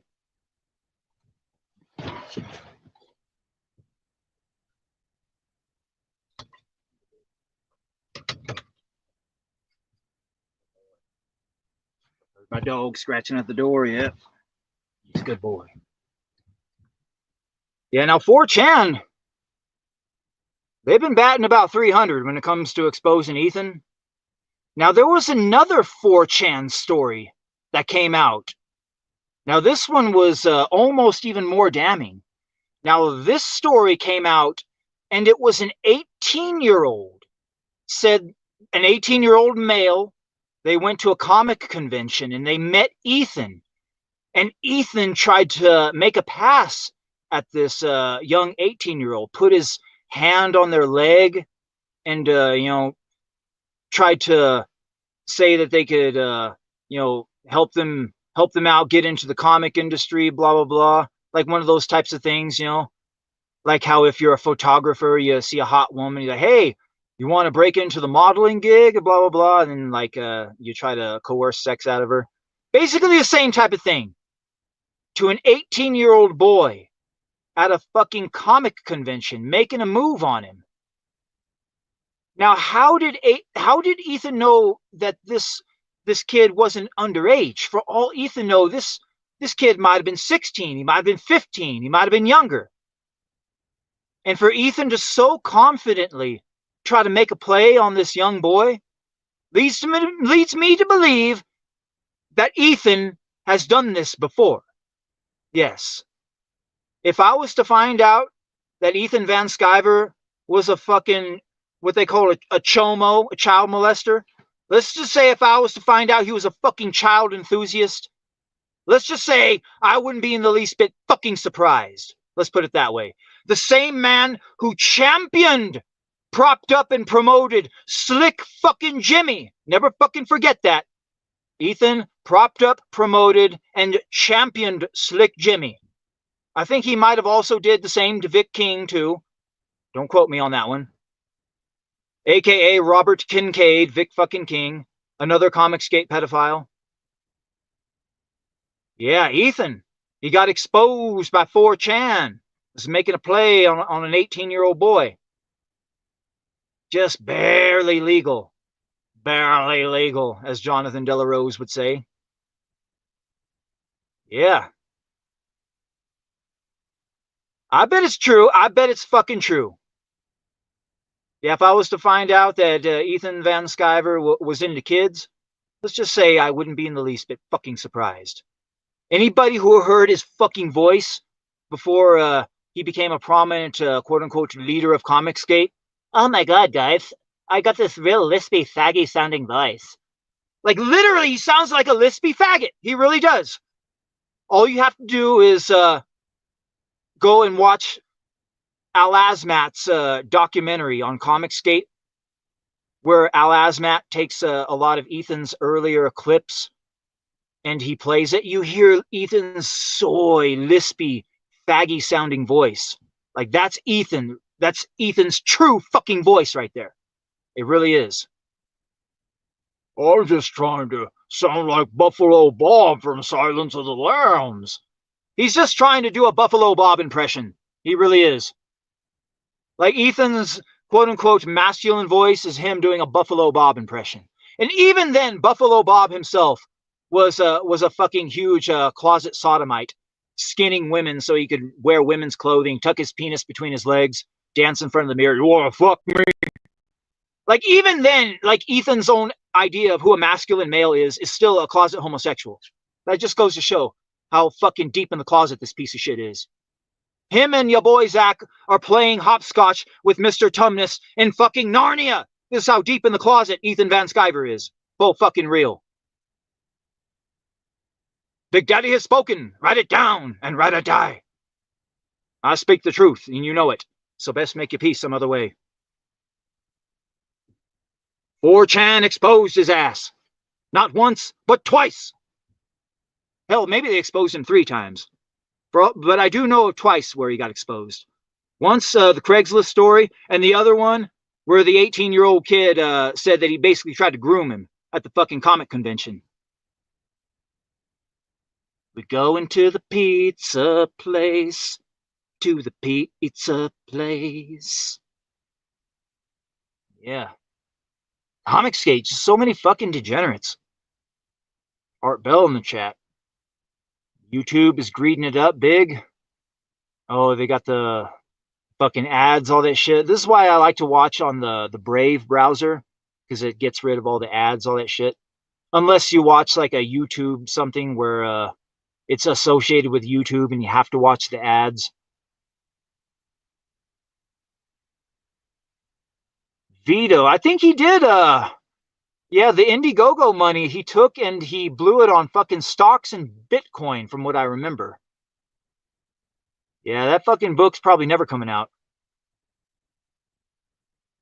Good to wait until April 2nd to do a live show. Anything on Val Kilmer, Dead at 65? Did you like the Doors film? We found out that it's Oliver Stone Silverstein, the actual name of the director.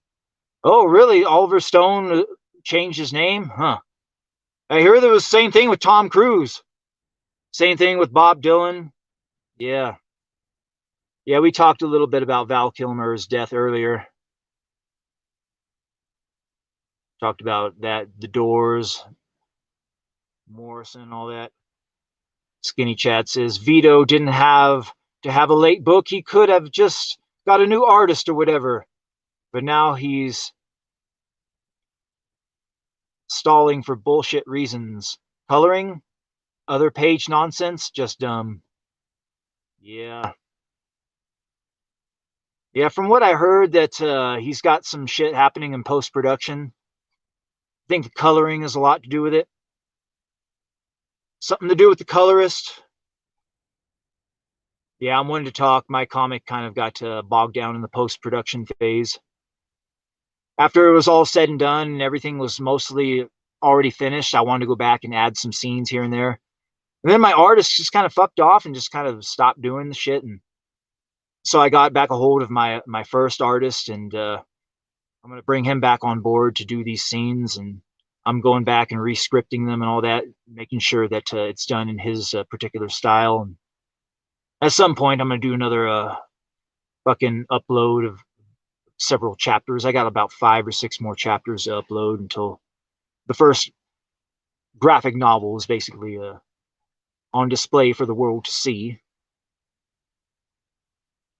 Art Bell says, like Superman director Richard Donald Schwartzberg, hiding behind the last name Donner. Oh, Richard Donner was another one too, huh? Fuck.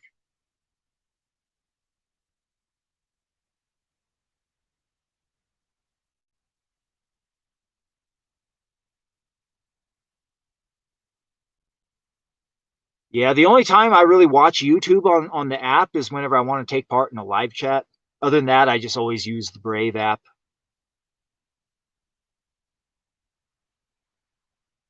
Yeah, some people got it for the TV too.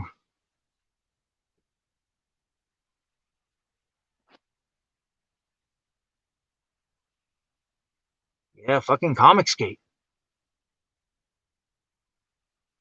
Yeah, I don't really pay attention to them too much anymore. Too much bullshit.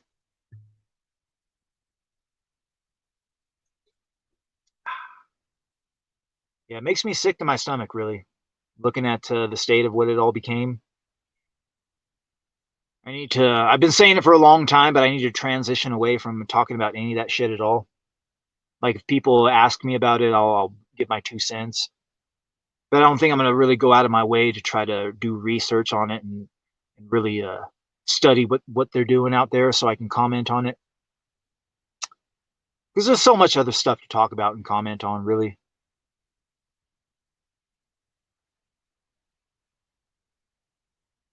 Like, if I wanted to grow my channel and actually, like, grow the channel, basically I would talk about anything other than stupid Comicsgate bullshit or clip that shit.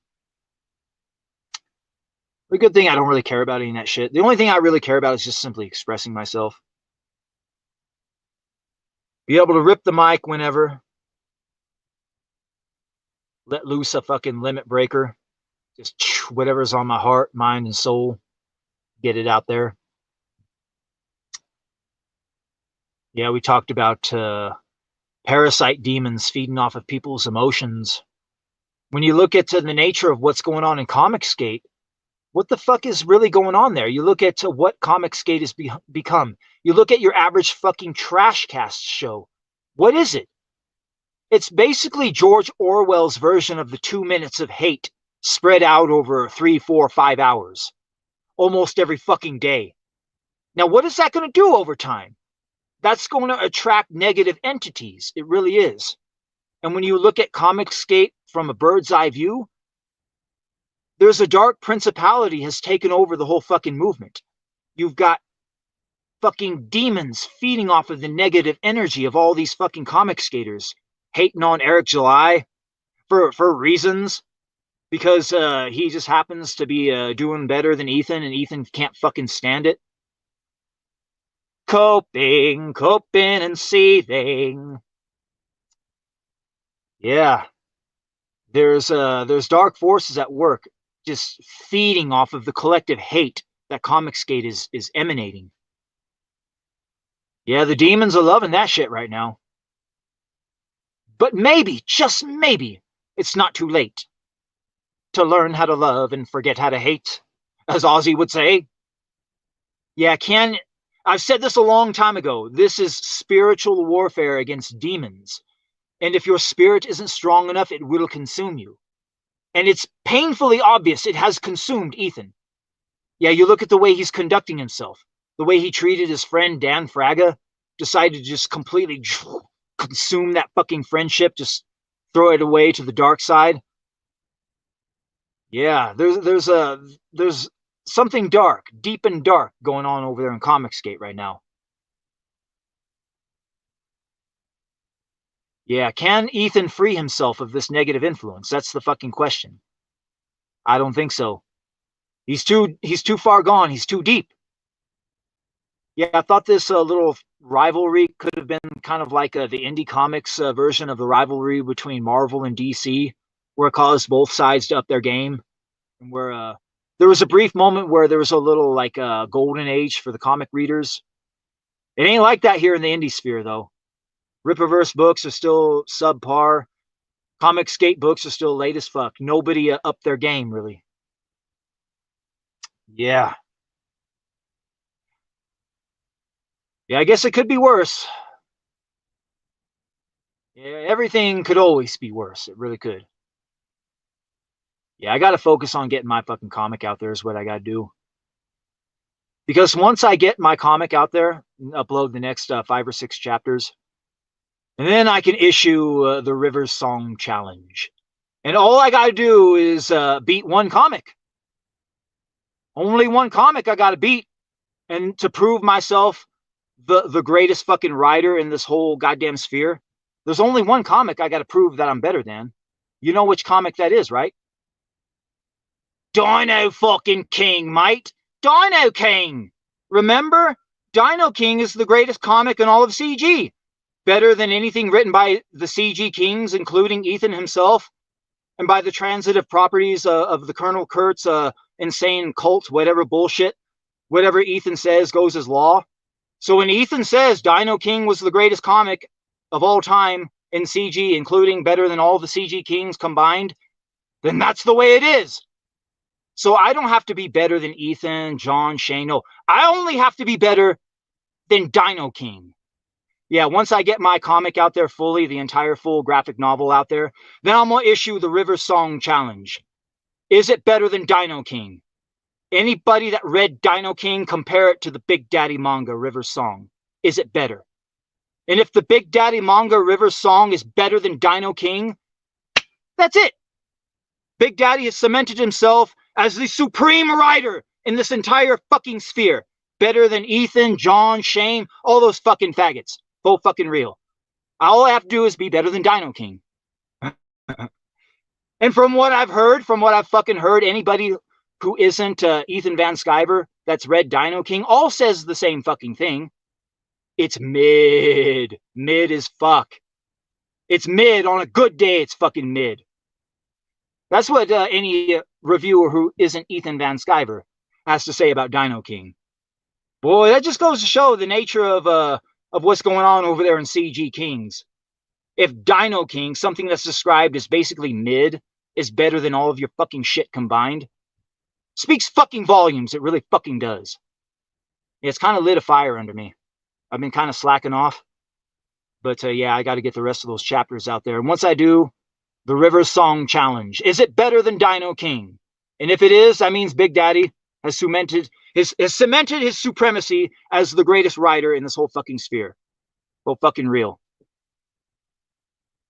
Remember, Ethan said Dino King was the greatest fucking comic of all time, better than everything the CG Kings created combined. So by the transitive properties of the insane Colonel Kurt's cult, whatever bullshit, that means Dino King's the best comic ever in Comicscape. So all you have to do is be better than Dino King, and then like that, you're better than Ethan, John, Shane, and all those fucking pieces of shit combined. Yeah. It's going to happen. It's going to fucking happen. Hell, I would almost put money on the fucking first 3 chapters that's already out there for free to read is already better than fucking Dino King. I almost fucking guarantee. Yeah, the first 3 chapters of my comic are available free to read right now on the Medibang website. Let's go ahead and watch the trailer for that, shall we? You know they tied me up to a stake, burnt alive, if hellfire flame, screaming, wailing, crying pain. Things will never be the same. They've gone and left me so unwhole. They've gone and blessed me with an iron soul. This heart of pain don't feel no more. Woman with the iron soul, quoth the raven, nevermore. Oh, nevermore, I quoth the raven, nevermore. Oh, nevermore, quoth the raven, nevermore, quoth the raven, nevermore. River Song. Are you ready for the final girl boss? Yeah, it was inspired by all of this fucking girl boss this, girl boss that. Like, you want girl bosses? I'll give you a girl boss. The fucking girl boss to end all girl bosses. The final girl boss. Yeah, that's what that shit is. No, but seriously, though, it's actually pretty decent. Yeah, I got to get the next 5 or 6 chapters out there. The first 3 are available free to read.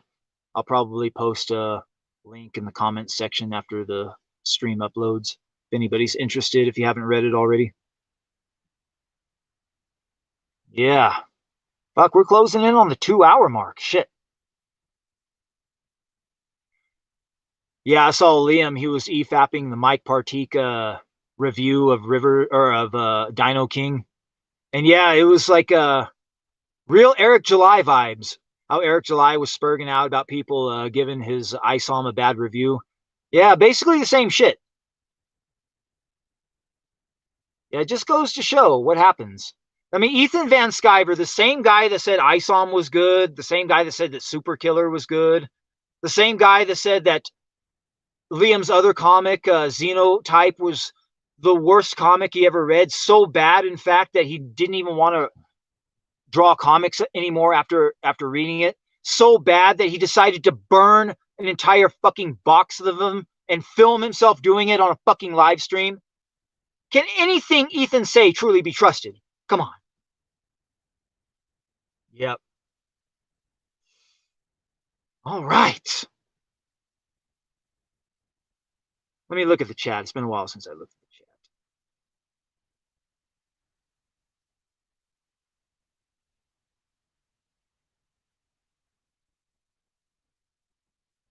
Scroll through here. All right, where the hell did I leave off?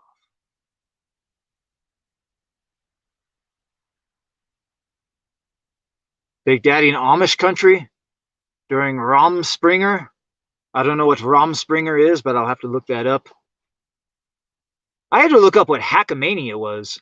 Like, somebody had left a comment in one of my videos on my other show talking about they hope to see me at Hackamania. I'm like, Hackamania? What the fuck is Hackamania? So I typed it into YouTube search engine. What is Hackamania? And the very first video that came up said, "This is Hackamania," and it was like a 2-minute video or something like that. Then every other video was like fucking almost 9 months old or whatever. So I'm like, fuck it. I clicked on the 2-minute "This is Hackamania" video, and it was a fucking AI music video of a bunch of fat people, like just doing drugs and getting fucked up in Vegas. This is Hackamania, blah blah. Like, is this what Hackamania is? Just a bunch of fat, disgusting podcasters getting fucked up in Vegas on a weekend or something? So then I had to go to Grok, and I typed into Grok, what is Hackamania? And basically it was exactly that. A bunch of fucking podcasters getting together in Vegas on a weekend and getting fucked up. I'm like, okay. So it sounds like the music video I saw was pretty fucking on point. Yeah, Vegas. It'd be nice to go to Vegas again. I don't know about Hackamania, but yeah, it'd be nice to just go hang out in Vegas, go on the strip, get fucked up, go do a little gambling.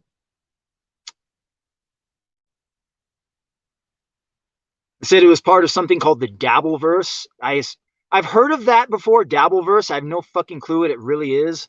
Maybe if somebody knows what it is exactly, they can let me know in the chat. But apparently that's what's associated with Hackamania. Dabbleverse. Like, is it anything like Comicsgate, I wonder? Oh my god. Is it like the washed up podcast comedian version of Comicsgate? Is that what it is? Dabbleverse? I don't know. Maybe somebody will let me know. I'll ask Grok at some point. Maybe Grok will know. Art Bell says, news. YouTube. Oh wait, no, I already went through that. Veto and the Kickstarter. Okay.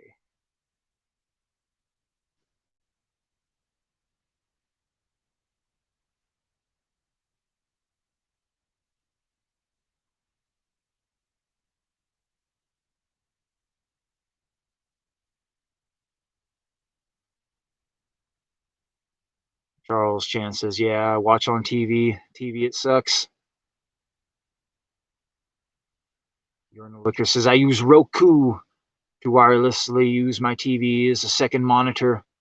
You can send the audio there too. Wish there was an ad blocker for all of the Roku channels. Ethan is a homo. Yeah, no argument from me there. Well, to be fair, he was wearing sexy shorts. Ethan had gay voice till he binge watched Sopranos. Then he tried to talk like a Jersey gangster. Yeah, something happened. I think he tried to take some sort of speech classes to clear up that fucking that homo lisp that he had. Maybe it was the Sopranos. Jack Stafford says, who would have guessed that people who draw kids' cartoons are mental children? Yeah, exactly. To the pizza place. The griftosphere has grown far and wide.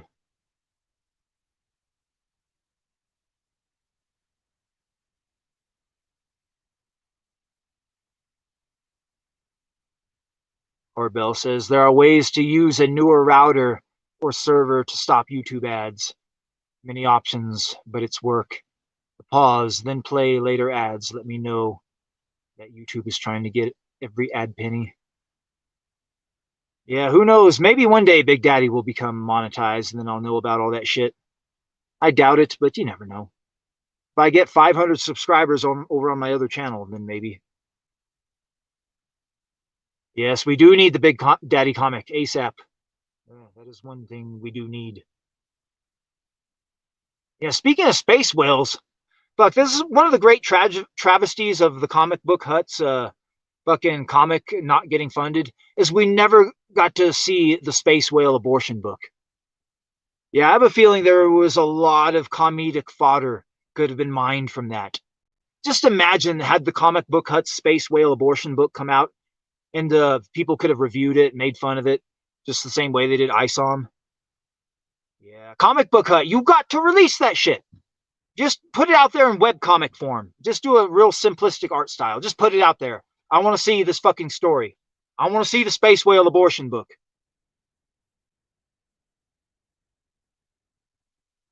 Skinny Chaz says, after all I've done for you, so many transactional friendships out there. It's like they help each other so much just to say, you owe me the moment they step out of line.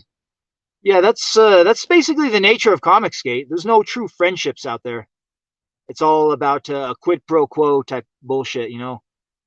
And it's all about what have you done for me lately type shit, you know? The same way that that Democrats act. Space Whale book of Comic Book Hut to end the entire indie scene once and for all. Yeah. We need that book, Comic Book Hut. If you're listening, you need to fucking put that shit out there. We got to see that. Yeah, there's a lot of good comedic material to be mined, I got a feeling. Metal filters used in coffee makers are not as good as paper, raises LDL cholesterol, new study claims. Huh. Yeah, what I like to do is use a French press whenever I drink coffee. Get the best fucking flavor out of it. Here recently, I've been drinking some fucking the fucking instant coffee just because it's a little bit cheaper. I've been on a budget. But when you get the expensive instant coffee, it's actually pretty decent.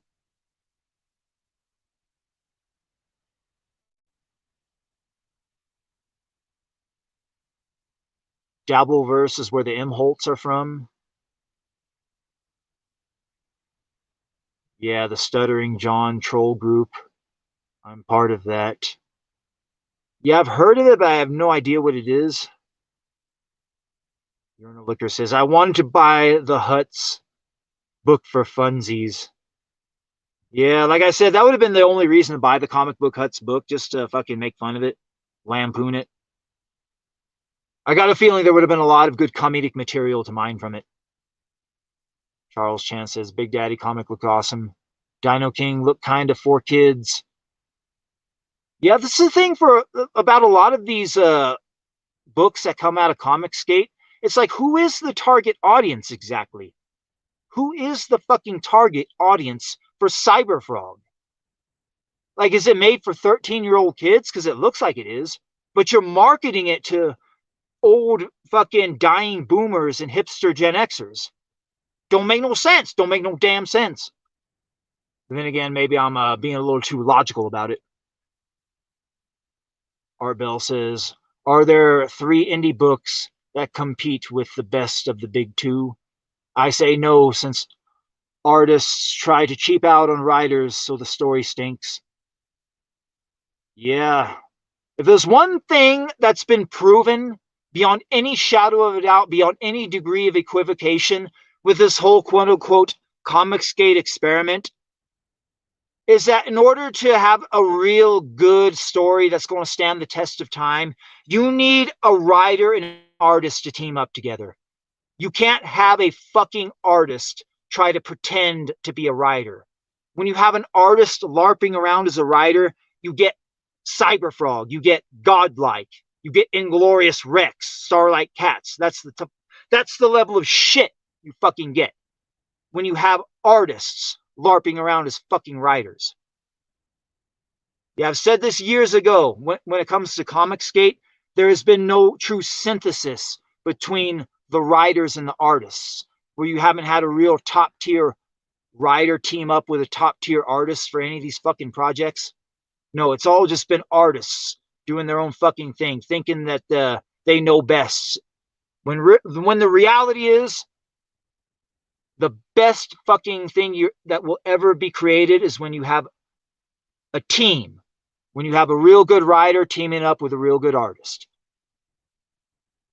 You can't have a fucking artist LARP around as a fucking writer. This has been proven. Comicsgate has proven this.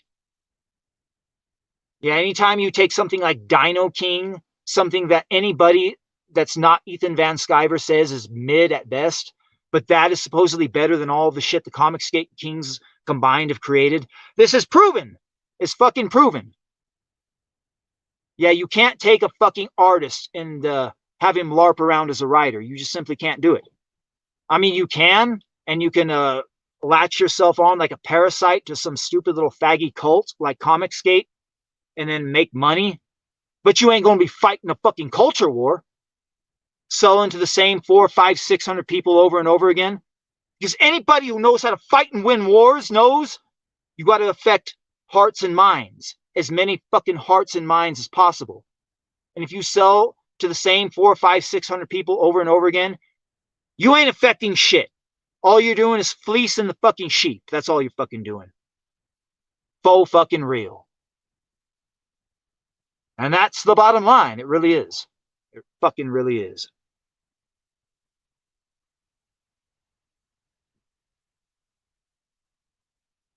Yeah, when you get down to brass tacks, Comicsgate is just 6 people. Ethan Van Sciver has said this before. Comicsgate is just 6 people.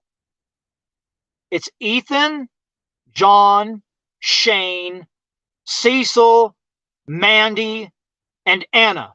That's it. That's Comicsgate.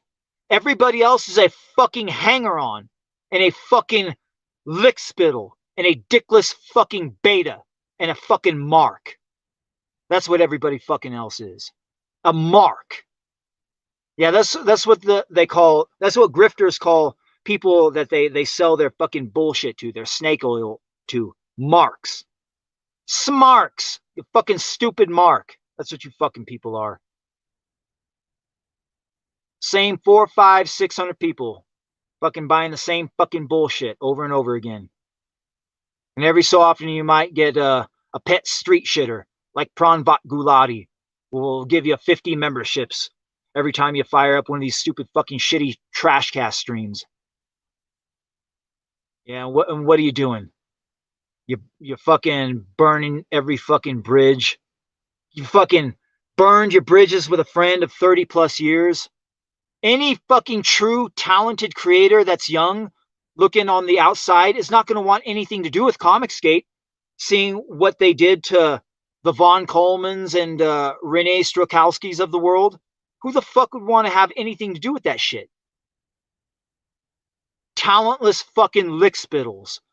The Ryan Wordnerd Palmers and Vito fucking Gesualdis and Liam fucking Grays of the world. These are the only fucking people that are going to want anything to do with your fucking stupid faggy cocksucking movement. For fucking real. Big Daddy has spoken, and I speak the fucking truth, and you fucking know it. I speak the truth, so make your peace some other way. Yeah. Charles Chance says EVS loves issues dick riders. I'm banned in his chat. Yeah, you talk a little bit of shit in any of those fucking chats and they'll ban you or time you out. One of the two. Cowards. Yeah, you'll see Ethan Van Sciver go multiple rounds with a guy like Niobe Larry, whatever. Niobe Larry! That fucking stupid, fucking retarded cuck from Canada. He only came on the Big Daddy show once, and that was it. That was fucking it. Yeah, he didn't want none of that shit afterwards. Yeah. Big Daddy is not enhancement talent. That's the thing. Somebody like Niobe Larry, that's enhancement talent. You can get a guy like that on a stream, and he's going to make you look good. You get a guy like Big Daddy on stream with you, if I truly want to, I can fucking eviscerate you like a fucking verbal samurai. Even worse than fucking Pot Awful did. Because I know you fucking better than Pot Awful. I know you better than you fucking know yourself, bitch. You fat, bald, low IQ, closet homosexual piece of Jersey trash. Yeah, and I wouldn't fucking go nice on you like I did last time. Yeah, Ethan, he stepped to Big Daddy once years ago, and he didn't want no more of that fucking shit. A guy like Larry Niobe, a guy like fucking TJ, he will give them the fucking chat link and extend his fucking welcome. Come on to my show, guys, so I can make you look bad in front of my audience. Yeah, he learned his lesson with Pot Awful, though. He thought he could do that shit with Pot Awful. He obviously didn't do his fucking homework with that guy, though.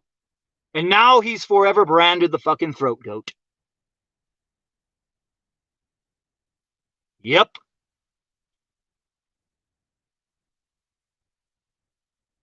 Shills, marks, lackeys, and toadies.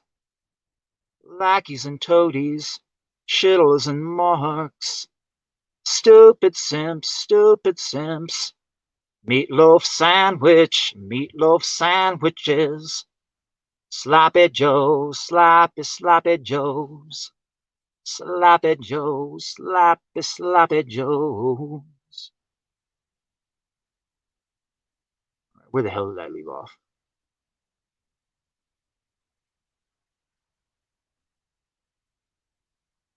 Yeah, instant coffee is coffee.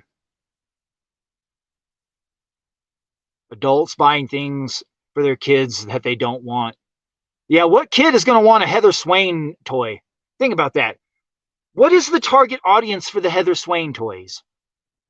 In fact, what is the target audience for the Rainbow Brute toys? Like if your average normie was to look at the toys from the Rainbow Brute campaign, they would say that that is brony shit. Man, that is brony shit is what that is. You look at that fucking horse bullshit, those horse toys, that is brony shit. Whining about postage and printing costs is weak stuff since the world owns tablets and is hooked on them in phones. Team EVS is still at it. Yeah, I've talked about this before. The vast majority of people read things digitally. There's a very niche audience that actually still collects paper, whatever. And I guess that's the ones they're selling to. The same 400, 500, 600 people over and over again. A group of dying boomers and aging hipster Gen Xers. Yeah, they're online all day and night, but they don't offer digital comics. Yeah.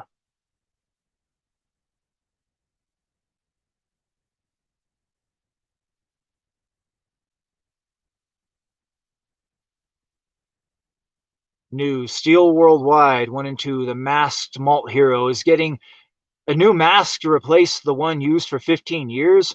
Bigger mouth hole to compete with Cecil's Dungeoneer pie hole. Oh, really? Well, he's been using the same fucking mask for years. Jesus Christ, I bet the thing's so nappy. I bet he hasn't even washed it either. Yikes. Anna is a car wreck, I don't think, has ever said CG useless. Yeah, Anna, boy, she's hit the fucking wall, I tell you. She hit the wall so fucking hard, she smashed right through that fucker. Pulled a Kool-Aid man. Oh, no.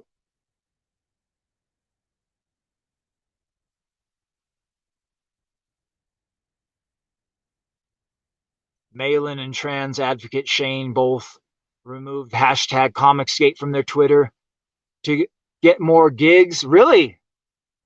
Oh, really?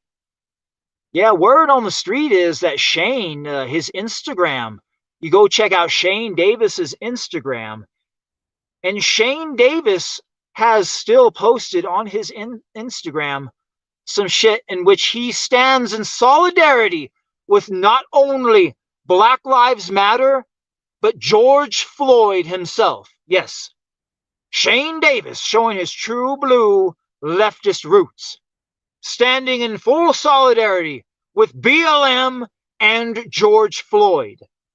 Yeah, over there on his fucking Instagram page, Shane fucking Davis. Baby cakes. Man got his ass kicked by the FedEx man. Yep, it's fucking true. I'm not lying. I speak the truth. So make your peace some other way. Yeah, yeah. Right. Yeah, where are we going with this bitch? About almost 2 hours and 20 minutes in.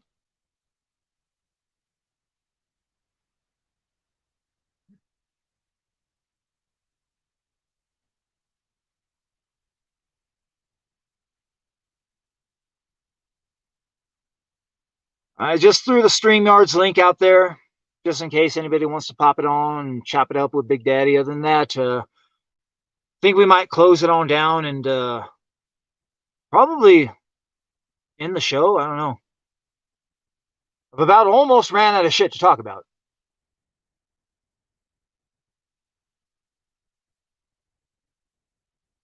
Floyd, yeah.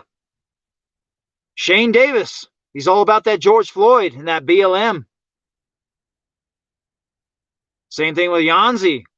That's probably why she's divorcing him. She's all about that BBC. Yeah, just like John Malin's wife.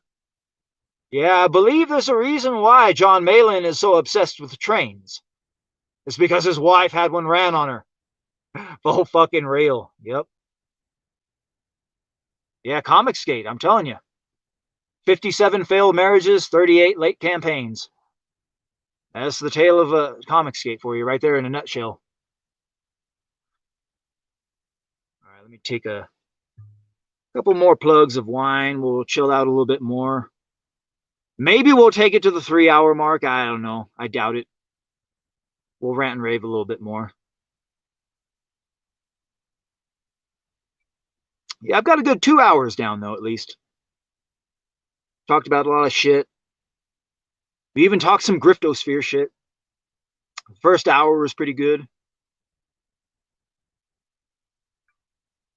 As long as I get one good hour in the first hour, that's all that matters. Everything else is just all filler.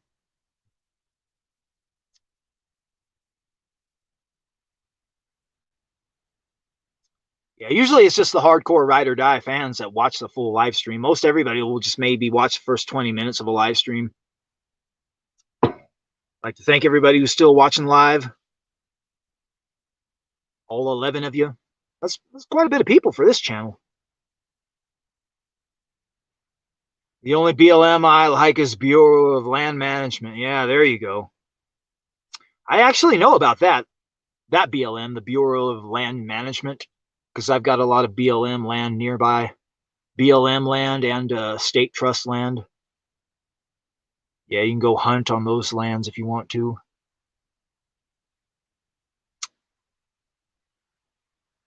Yeah, BLM. Boy, that should be a fucking organization that should have been dissolved with a stroke of the pen a long time ago. Hopefully, Trump will get it together. But I have a feeling Trump got replaced.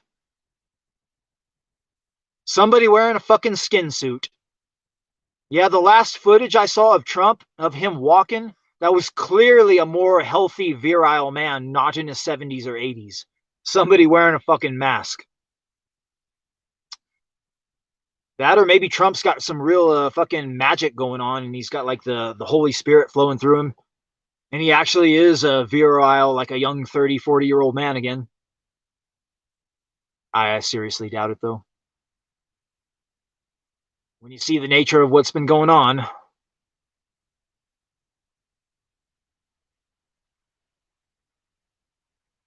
How does StreamYards work?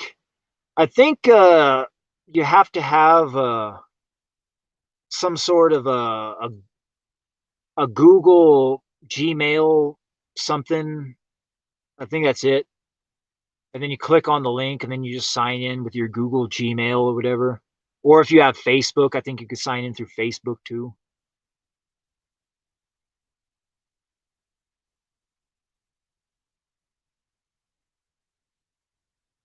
What I got to do is throw some hotlines. I used to do hotlines back in the day. Time traveler hotline, paranormal hotline, this and that.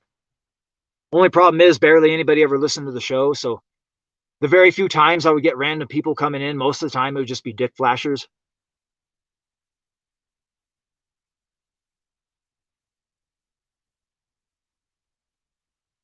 $40 ounces are cheap right now because rice and fruit are used instead of hops. Really? Yeah, speaking of which, I have since we're on the topic of liquor, I heard of a way of making moonshine. What you do is this is called the freeze distillation. What you do is you go buy a cheap bottle of wine or two, and then you empty the wine into a plastic jug, and then you put the plastic jug in the freezer. Or if it's going to be really cold outside, you leave it outside. And what will happen is all of the water will freeze, but the stuff that's not frozen will be pure alcohol. And then you poke a hole in the jug or whatever, and you just figure out a way to drain it off to where you have all of that alcohol and you leave the ice behind. And then like that, it's like a more pure form of alcohol. And it's like a form of moonshine. And if you want to do it again, you put it in another container and you put it in the freezer again to do another level of freeze distillation. And each time you do it, you make it even more pure. So you can take a big old fat bottle of wine or a box of wine, and after you do several levels of freeze distillation, then you'll have like a jar of moonshine, and it'll be a flavored moonshine. Say you do it with strawberry wine or grape wine or just whatever type of wine flavor, and that'll be the flavor of moonshine. I was going to try that, but it hasn't been that cold. Like, it got real cold in the beginning of winter, but winter's basically done now, and it hasn't really having no real hardcore freezes basically. So I haven't been able to do it. So I've just been sipping on the wine. Speaking of which, let me sip a little bit more.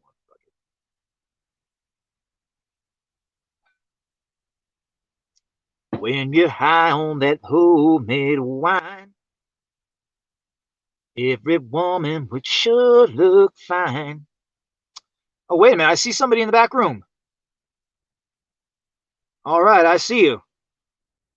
Yeah, before I bring you on, though, can I have you go ahead and throw an avatar or something on there? Normally, when I have people come on with cameras, it just gets everything fucked up on my end because it all just freezes up. Because I'm running like a phone in the middle of nowhere. It used to be like that with my old setup, at least. With my new setup, I'm not sure. I've never tried it yet. Charles Chance. You know what? Maybe I'll try to bring him on and see if it'll work. Charles Chance, welcome to the show. Hi, Guy. What's up? Hello. Yeah, if this works out and everything works flawlessly, then maybe I'll be able to use my camera at some point. Back in the day, like whenever I would bring somebody on with a camera, everything would just go to shit and I wouldn't be able to operate. Can you hear me? Yeah. Can you hear me? All right, sounds good. Urinal Liquor says it's working so far. Okay, well, hold on. I'm trying to get an avatar. Well, actually, since we're working right now and there's no lag, then you could just keep your camera on. It don't matter. I don't like my face. I look like a whole fucking goob. All right. Well, you can throw your avatar on if you want. Or just take the camera off, and I think it'll just throw on a generic avatar. We'll just use that. See if I can do that. Art Bell says, John Malin famously had to travel 45 minutes by car to find a shop that stocked malt openly. Attracts tough customers, he was told. I thought his wife used to get him those malt liquors. His non-existent wife. Yeah, way back in the day, I used to drink quite a bit of malt liquor. Well, you talk about killing your fucking liver. Jesus Christ. I used to drink a thing called Steel Reserves. My God, those are fucking pancreas killers, those fucking things. Are you familiar with malt liquor, Charles? Oh, yeah. I usually drink, oh, God. Not the malt liquor, but I usually drink Voodoo Ranger. Voodoo Ranger? I've never heard of that. What is that? Is that beer or is that yeah, liquor? It's a beer. It's 9%. Ah. That's about as powerful as a Steel Reserve. Yeah, let me see. Yeah, Urinal Liquor knows. Yeah, those fucking things are harsh.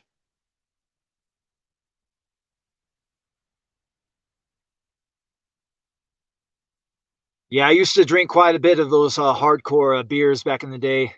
But nowadays, normally I'll just drink on wine, maybe a little bit of moonshine when I've got it.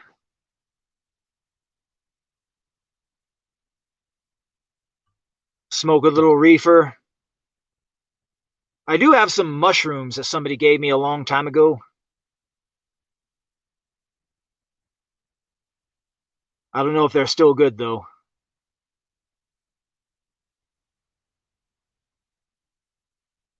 Are you still there, Charles?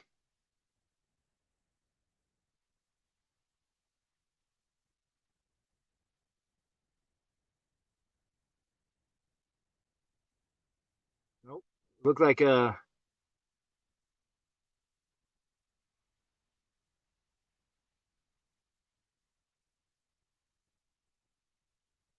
I think he's in the process of trying to get an avatar on there.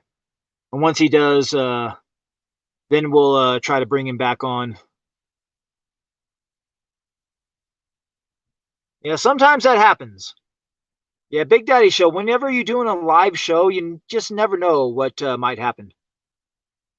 Yeah, way back in the day when I used to bring a lot of random guests on, about half of the time there'd be a dick flasher, but then sometimes we'd have some magic.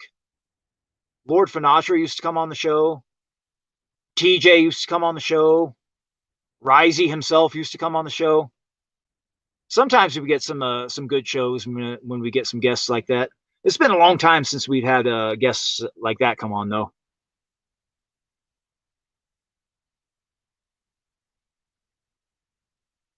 Yeah, Skinny Chad says, I used to drink King Cobra malt liquor. Then they discontinued it. Stopped drinking malt altogether. Yeah, I remember the King Cobras way back in the day. How about some Dom Perignon 85? How about some Colt 45? Yeah, that's what I was all about. That Colt 45. The Old English. That fucking shit. Old English. Hurricane. But you can call it slurricane. Hurricane. Strong enough to start an engine, man. Yeah, Hurricane. Yeah, we had Charles Chance on there for a while. And something happened. And he had to leave. But if anybody else wants to pop on, I think the StreamYard's link is in the description somewhere. We'll rock the mic for a little bit longer.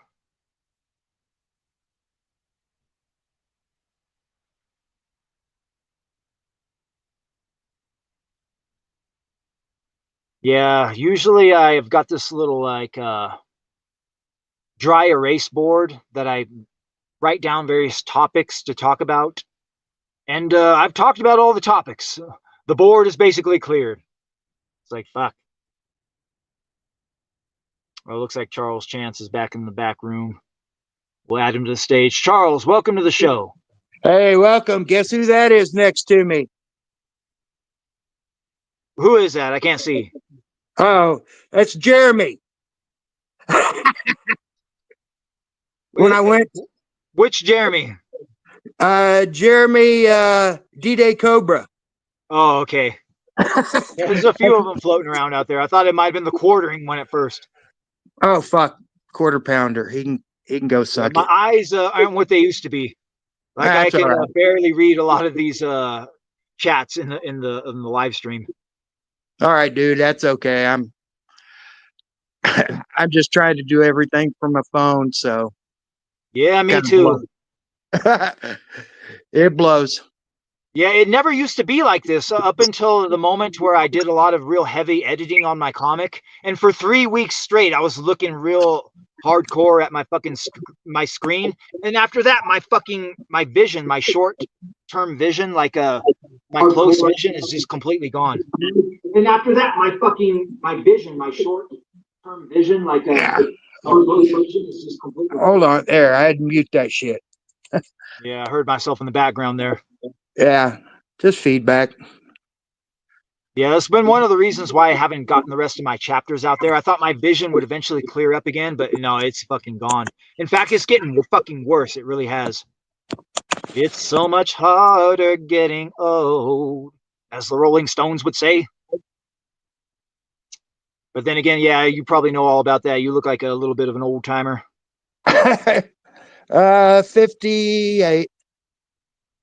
Yeah. It's just the beard. I was dating a young girl, and she just wanted me to grow my hair out, and grow my beard and shit. That was like in 21. Yeah, I've been growing my hair out about since then too, but it's only because my fucking power inverter went out and I haven't been able to shave my head. So I've got this fucking long ass hair now. Damn. Yeah, I had to. Well, my beard, I used to be able to trim my beard up with my clippers, but now I have to use a pair of scissors. And I swear to God, here the other day, I was trimming up my beard because it was getting a little too out of hand. And it was dark, and I was using a fucking flashlight. And these tiny little scissors I have, they're so fucking sharp. I was trying to trim my beard in the dark, and like that, I jabbed myself in my fucking throat with these little scissors. And I swear to God, I almost pierced my fucking jugular vein, and I could have bled out and fucking killed myself. And I was like, oh, fuck. I thought I was going to die getting gunned down by federal agents on my front porch. Not like this. Not like this. It was just a fucking miracle. I swear to God. Man, how many people have you ever had on StreamYard? Well, way back in the day, I used to have guests on regularly. I think Fascist really? Kirk was the last guest I had on. Oh, yeah. Yeah, that was a few months ago, a month or two ago. Oh, cool. Thanks for subbing to my channel a while back. You got me over the 50 mark. Well, yeah, you said that you were one sub away from 50. I was like, fuck it. Might as well subscribe. Here you go, buddy. You got I'll me. give you solid. Thanks, yeah. I'm riding or dying tonight. Fuck yeah. So are you drinking anything tonight? No, I haven't. No, I had lay off. I was drinking daily for about since my girl broke up a couple 3 years ago or whatever. I was drinking every day, all depressed, and then it was like so for about a week I've just laid off, got fat, got fatty liver, so I don't want to get cirrhosis. So I'm laying off until the big Hackamania bullshit. Yeah, I heard about Hackamania. Tell me about that. Are you going to Hackamania? Yeah, I'm gonna be there. Shit, it's just a bunch of podcast, a bunch of different podcasters. Dick and Vito's gonna be there. Oh, really? Oh yeah, their show. Yeah, they're gonna do that. They do their. Everybody does their shows live. It's like from the 9th to the 11th. So I'm just going there to see a couple different people. There's a bunch of losers there, but there's a few good ones. I just want to give Vito some shit and say, tell him, hey, nice of you stealing money, buddy. Yeah, the Super Killer probably never going to come out. If it does, it'll probably be a few years from now. Oh yeah, and Mint and Riley are going to be there. I think Verkada's going to be there. Oh shit! Oh, that's going to be great. I wonder if Aaron Imholt's going to be there too. Maybe him and Nick Verkada will finally fight. I'll bet $100 that Aaron won't be there. Easy. But I've been saving my shekels. It sounds like this would be a good time to have some sort of a celebrity boxing ring set aside where all these podcasters can get together and actually throw down and fight. Like Yellow Flash could go there and fight with Vito. Aaron Imholt can fight Nick Rekieta. Maybe Ethan himself could come there and fight maybe Mark Brooks or something. There you go. Ethan couldn't fight his way out of a paper bag. Yeah, especially nowadays. He got that fucking jab. He tries to throw down, he'll have some sort of fucking heart attack right there in the middle of the ring. Oh yeah. That guy. Yeah. Well, unfortunately, I got one of the jabs, and then I was like, man, this ain't. I don't think this is cool. And then they said, well, you need a second one. I was like, fuck that. Do you remember what kind it was? It wasn't the. It wasn't the bad one that I've heard about, but I think it was the Johnson. Some are worse Johnson. than others. Yeah, the Johnson & Johnson was the one that's wasn't the one I was worried about. It was that other one. So yeah, I got one of those, and I was like, fuck this. No, sorry, I'm cussing on your stream, man. Nah, no problem. Okay. Yeah, some of them are worse than others. I know that. Yeah. But Well, if you're God still is alive real. now, maybe you beat it. Who knows? Yeah, it's been a few years. You know, it affected my mom. It caused her. She got a cup. She got two of them, and now she's like has no balance. She's got like neuropathy and shit. So, I mean, cause and effect. God damn. I know it Yeah, I sucks. hear that it affected people in the West a lot worse than other nations because it was basically like designed to attack certain races of people, basically. Well, I'm pretty much all white, so. Well, yeah, those were one of the races it was targeted. Oh yeah. Well, I don't know. I hope I'm 40. I had a DNA test. It was like I'm 49% German, and I was like, too much Nazi blood. Yeah, well, maybe that'll be the thing that puts you over and helps you combat all that fucking shit. I don't know. But is there anything that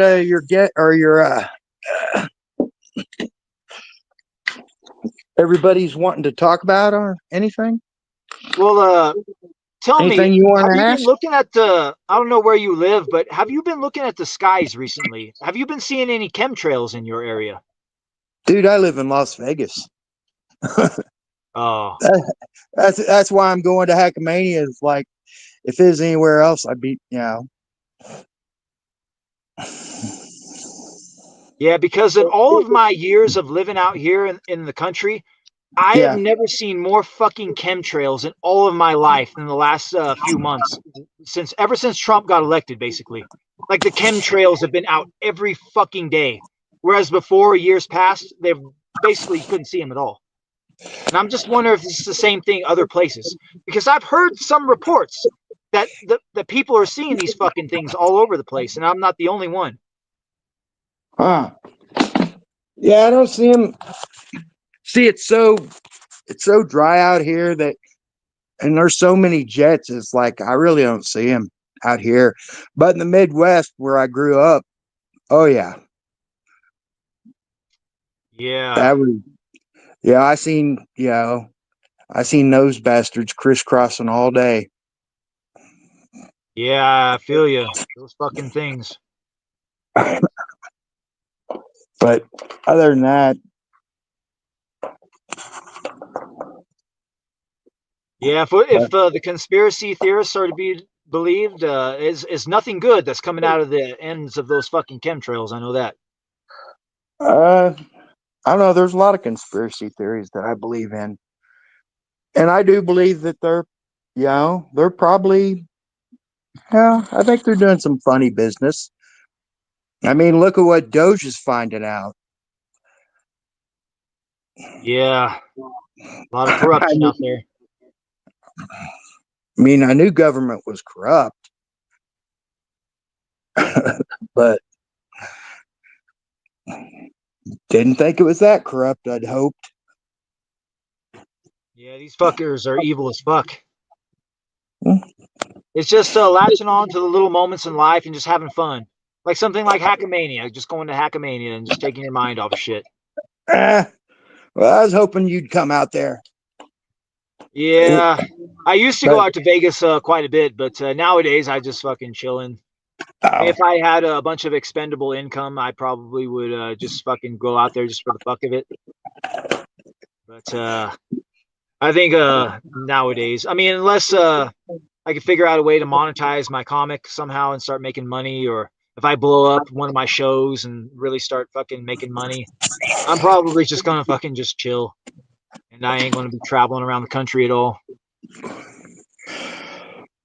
well, I didn't know you had another channel. I'd subscribe to it.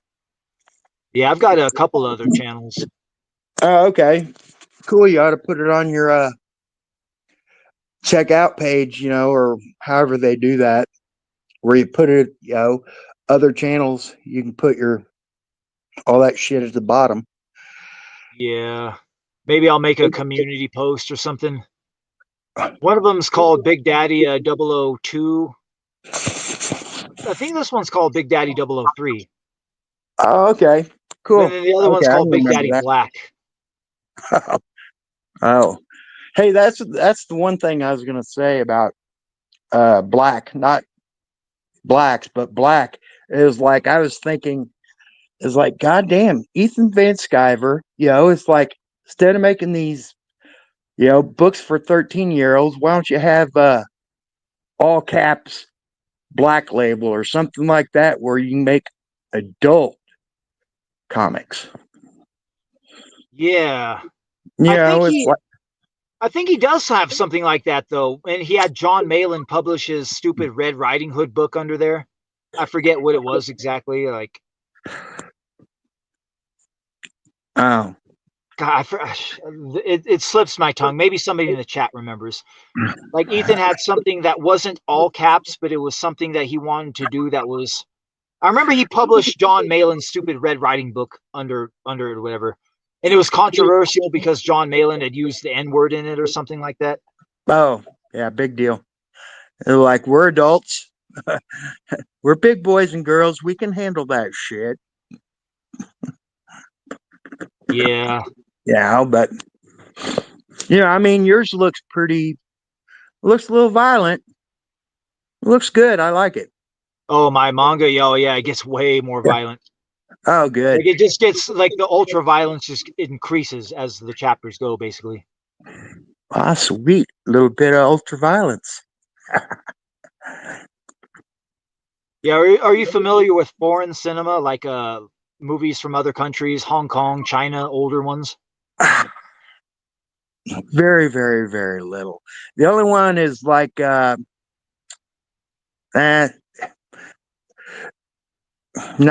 not too much. You'd have to name something.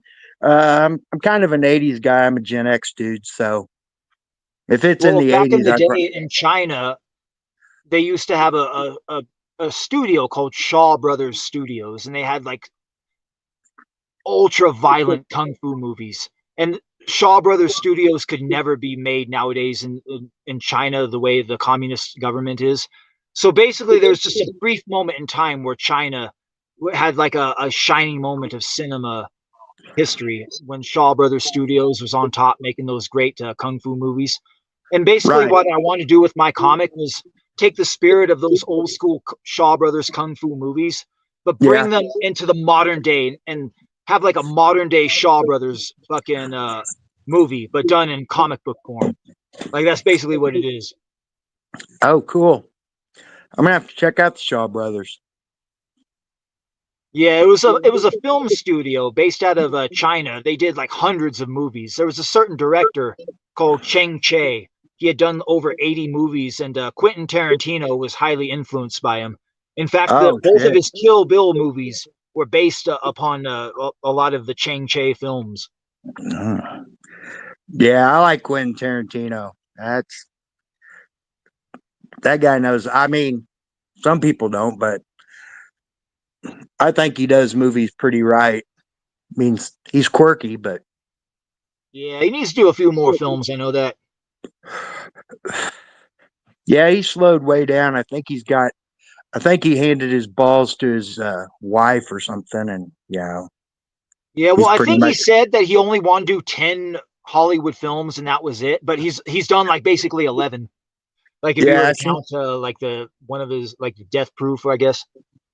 yeah, I watched it on his podcast where he said something like that. He only wanted to do 10 or 11 or something like that. Is either that or one of the web documentaries about him. And he's like, I only want to do 10 or something to that Yeah, it's like effect. fuck. As long as you're still alive and you still got money and you still got your wits about you, why not just fucking make movies? I mean, shit. Yeah, I mean, come on, bring us some good movies. I'm tired of the shit. Yeah, all this woke Hollywood bullshit. Oh, that Snow White movie. Fuck. Oh, goddamn. Give me a break. What kind of pervert goes to Snow White by himself? Oh, wait, the one next to me in the picture. Uh, Oh and yeah, then bitch, Jeremy. yeah, I'm like, dude, unless you have a daughter or you and your wife and your kids are going out, you know. Yeah, I mean, people like the Griftosphere, they still Oh need yeah, to keep an eye on this shit because of the social engineering aspect. Like you said, if it's real bad woke leftist social engineering, you don't want your daughters watching that shit. And that's the reason why you would want to fucking vet it first. Make sure it's not going to be poison for your fucking children's hearts, minds, and mhm. souls, basically. Well, from everything I've seen about it or heard about it, man, it does. It does sound like programming the children, just like grade school, programming the kids. Yeah, good thing there's still a lot of old shit. Like instead of watching the new school Snow White, you just fire up the very first version and have your kids watch that instead, because that still holds up as far as like animation goes. Oh yeah, oh yeah. All of Disney's early animation. Hey, I even like Song of the South, and that's banned. You have to like search for that one. Yeah, the reality is, if modern day people, if Disney wanted to put together a studio and do cartoons like they did back in the day with like Snow White, all of those old ones, they simply wouldn't be able to do it because they wouldn't be able to find anybody talented enough to do it. Drawing pages after pages over and over again. Each second of animation needs 24 fucking pictures, 24 frames per second. Like nobody does that shit anymore. You can just have AI do it now. Oh yeah, yeah, yeah. I think AI is going to be the ruination. It's already starting to screw up a lot of stuff. You could have been like Shadiversity and claim you're an artist. when you use AI. Yeah, oh Shad. Yeah, Oh, there's some people real cringe when it comes to defending the AI art, and oh Shad, he's one of them. oh, yeah, and even his AI art sucks. Yeah, I mean, when it comes to art, just when with regular humans, there's good art and there's bad art. It's the same thing with AI art. There's good AI art and there's bad AI art. And Shadiversity, he just makes bad AI art. It's fucking hilarious. Yeah. Oh. Oh yeah. Yeah. Over time I'd pretty much I'd watch Friday Night Tights, and hell, I got the picture at 2021 with Jeremy because I went to that uh nerdrotic meetup where everybody was there, and took my 4'5" girlfriend at the time, and yeah, it was kind of lame. I was like, man, it's like I Where was know this I'm a at? nerd. Florida or Texas? No, this was in Vegas. Where Oh, the Vegas one. Oh, this was the one where they exiled Jesse Milestone, wasn't it? I don't know. I only stayed there for about an hour. I got super ass drunk, and I was like going, fuck. Let's go back and you know, let's go back to the hotel. Lonnie, we'll just Yeah, I think that good was the stuff. one way back in the day, the very first one where they had a meet up in Vegas and there was some huge drama that went down with Jesse Milestone. Yeah, I don't know who Jesse Milestone is. Yeah, she was Jeff Hicks's Oh, girlfriend. She does another YouTube channel, Mindless oh, Entertainment. oh, okay. Yeah, I didn't Hell, know she that was might even Jeff. come to the Hackamania. Maybe so. It's like yeah, I kind of like what's his name? Jeff The Hicks? Yeah, Jeff Hicks. I like Jeff Hicks. I think he's I think he's okay. Yeah, he eventually wised up and dumped the bitch. And, as we get older, dude, we realize women are just, more of a burden than a blessing. 99.9% of the time. Yeah, when it comes to women and being in relationships with them, they can either be one of two things. They can be an anchor that pulls you down, or they can be a pair of wings that lifts you up. There really is hardly any in between. And most of the time, a woman is a fucking anchor that pulls you down. It's very hard to find that one that acts as a pair of wings that lifts you up. Amen, brother. That's true. they, Yeah. they either got your back, or they're stabbing you in it and fucking your friend. Yeah, that's what they'll do. I've heard a lot of that shit. The most evil ones will, like, when they leave a guy, they'll fuck all of their friends, and then that completely ruins the relationship with the friends too. It's like, fuck, those are the evil ones. Yeah. I also watch a lot of Tyler the Fiend. Man, that guy is he's hard down on how women are scammers and backstabbers and sleeping around, like telling all those stories. Yeah, I think I've seen some of that before. Yeah, the guy that has an avatar, and shit like that. Yeah, kinda. He just reads stories about dudes who got screwed over, their wives, try to plan to sock money away and then leave a guy, try to stay married to him for so many years and all that bullshit. Yeah, basically just trying to enlighten men to the true nature of how women operate, basically. Yeah, pretty much. Like I said, I'm single for a reason. Yeah, in this day and age, it's hard to find a good one. Most of the time, if English is their primary language, they're no damn good. They've already been ruined by feminism. That's true. That's true. Oh, damn. All right, man. We're closing in on the 3-hour mark. I think I'm going to end the show here. And you got anything you want to say to the audience before I close this thing out? Hey, just look up Charles Chance. Come check out my channel.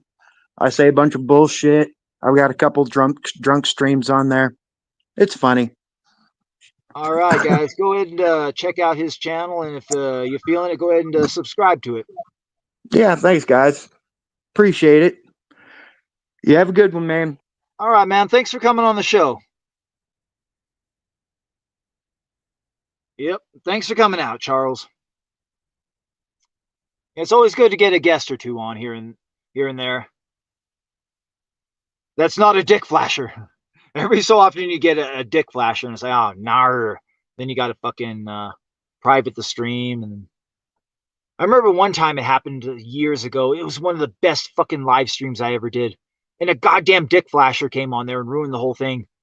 So I had to go and I chopped a lot of the good bits and I had posted the greatest live stream never seen, parts 1 through I forget how many I uploaded, 2, 3, 4, I forget. Yeah, that was years ago. Yeah, sometimes it happens. All right. Yeah, we've ranted and raved long enough, guys. It's time to close the stream out. And like we always do about this time, we close it out with a song or two. The only question is, what fucking song or two are we going to close it out with? Yeah, that's the question. Which song are we going to close that with? I'm scrolling through the fucking songs here. God, we got so much fucking music. Like just me just ripping the mic, singing songs that other people have done throughout the years. I've got probably 3 or 4 albums worth of material.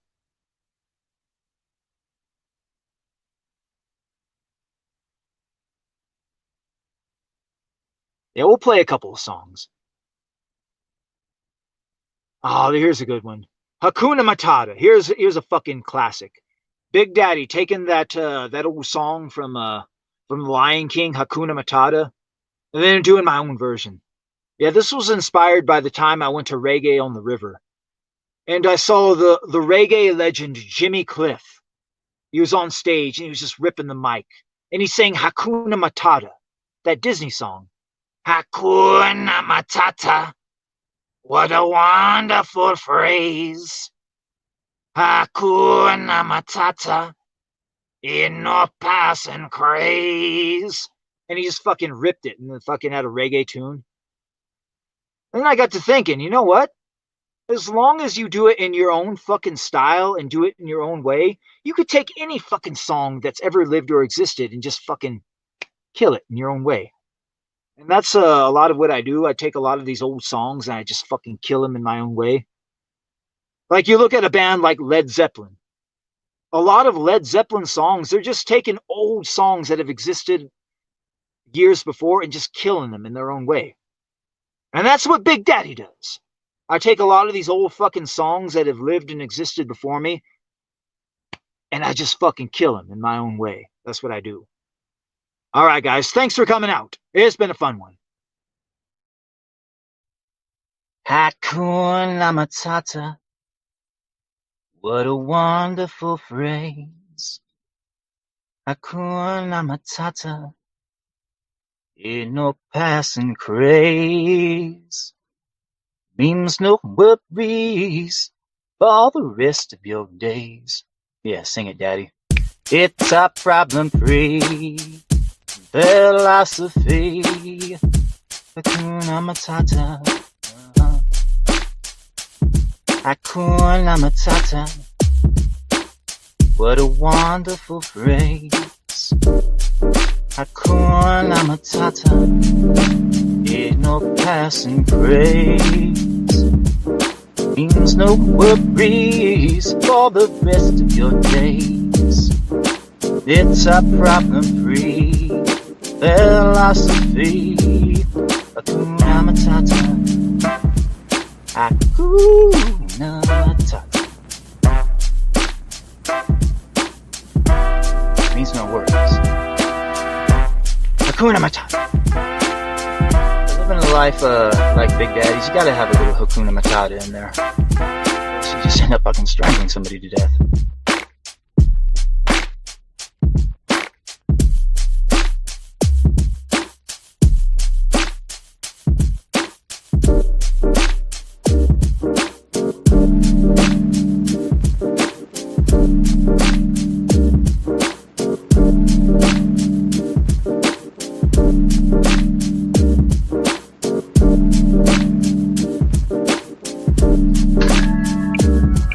One of the philosophies that I weaved into my fucking creed, my code, my ethos, is a little thing called Hakuna Matata. It means no worries.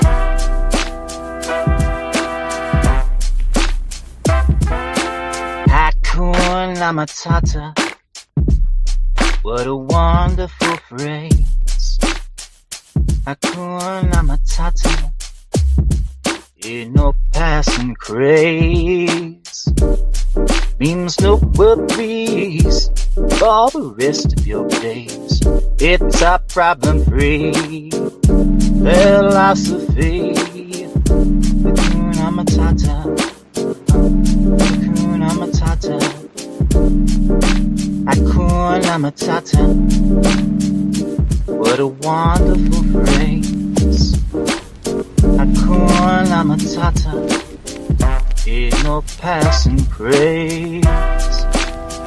Means no worries for the rest of your days. It's a problem-free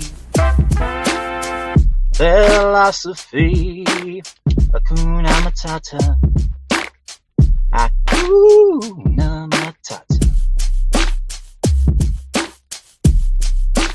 Means no worries.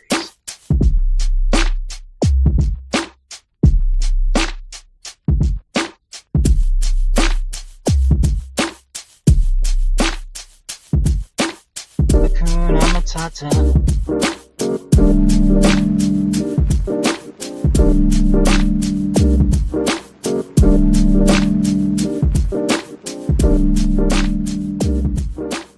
Hakuna Matata.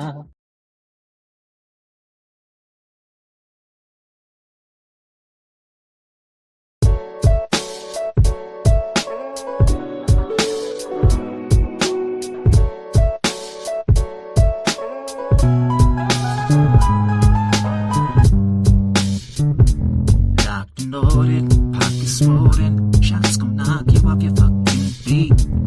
Got the weapon.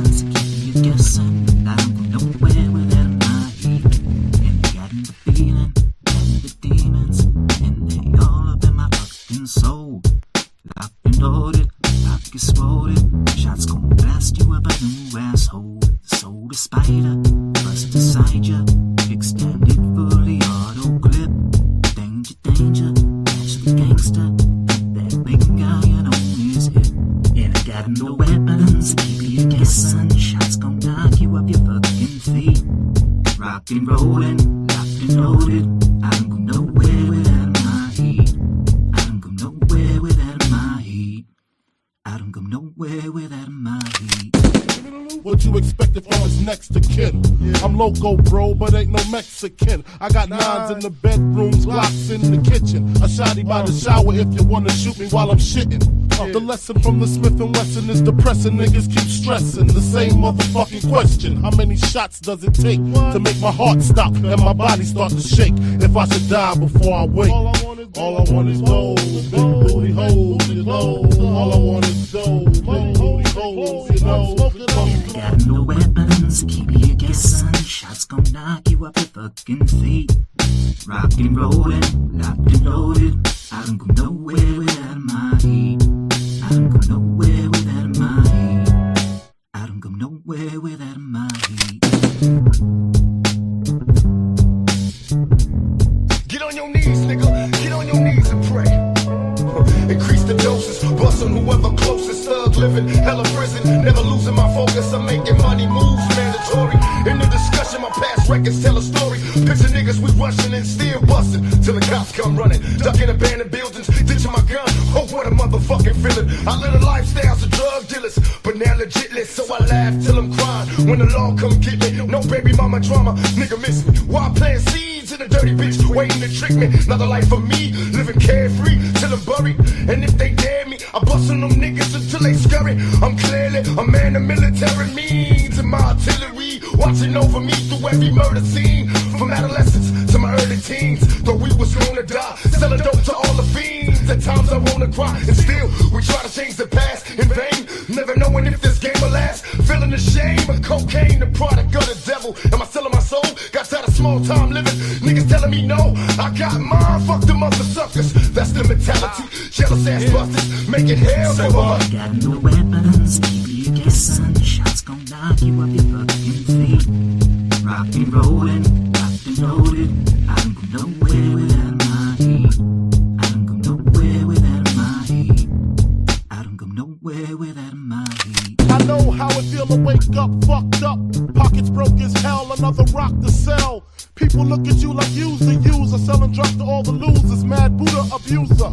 But they don't know about your stress-filled day. Baby on the way, mad bills to pay. That's why you drink Tanqueray, so you can reminisce and wish you wasn't living so devilish. Shit, I remember I was just like you, smoking blunts with my crew, flipping over 62s, cause GED wasn't B.I.G. I had to get P.A.D. That's why my moms hate me. She was forced to kick me out, no doubt. Then I figured out niggas went for 20s down south. Packed up my tools for my raw power move. Glock 19 for casket and flower moves.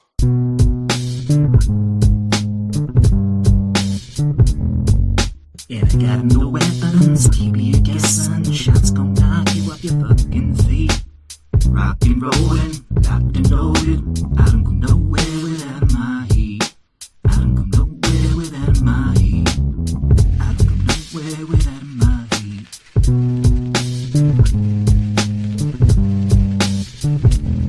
I don't go nowhere without my heat. I was once abducted by aliens, and they stuck a probe up my anus. And then they stuck a probe up my pussy hole. And then I grabbed the two probes with my hands, and I shook them vigorously. I really, really liked it. Where do you think the contact with the aliens came from? When did that start? You know, I'm not going to get into it. I need to hear about aliens. I know you already know all this, Joe. Hold on a second. It's always, but I want to ask you this because I don't know. Oh, yeah, right. We're in contact with aliens. Like what kind of shit? Here's what's happening, because it's not just one group of aliens. What's the different groups? The big five. Okay, tell me what's going on. Let me begin. This is really, I'm telling you, Joe, this is a real deal. We're listening to you. Well, first off, elves is the main group.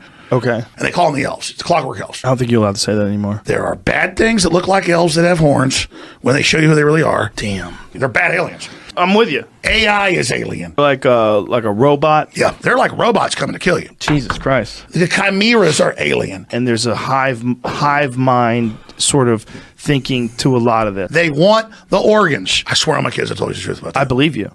I believe you. They're coming after everybody. Jeez. It's a breakaway civilization, dude. We don't know what they got. Joe, they're control freaks. Well, everybody's That's why I'm so glad you're in the fight now. These guys are on stuff that like nobody even knows. What do you think they're on? Stuff they've been given. Okay. I understand what you're saying. You know, there's like armed guys with machine guns. That is a group of people that were obsessed with combat. About the most fearless killers there are. Do you think that's from their heritage of war? I mean, it's just like, it's mental illness, man. Yeah. That's a fact.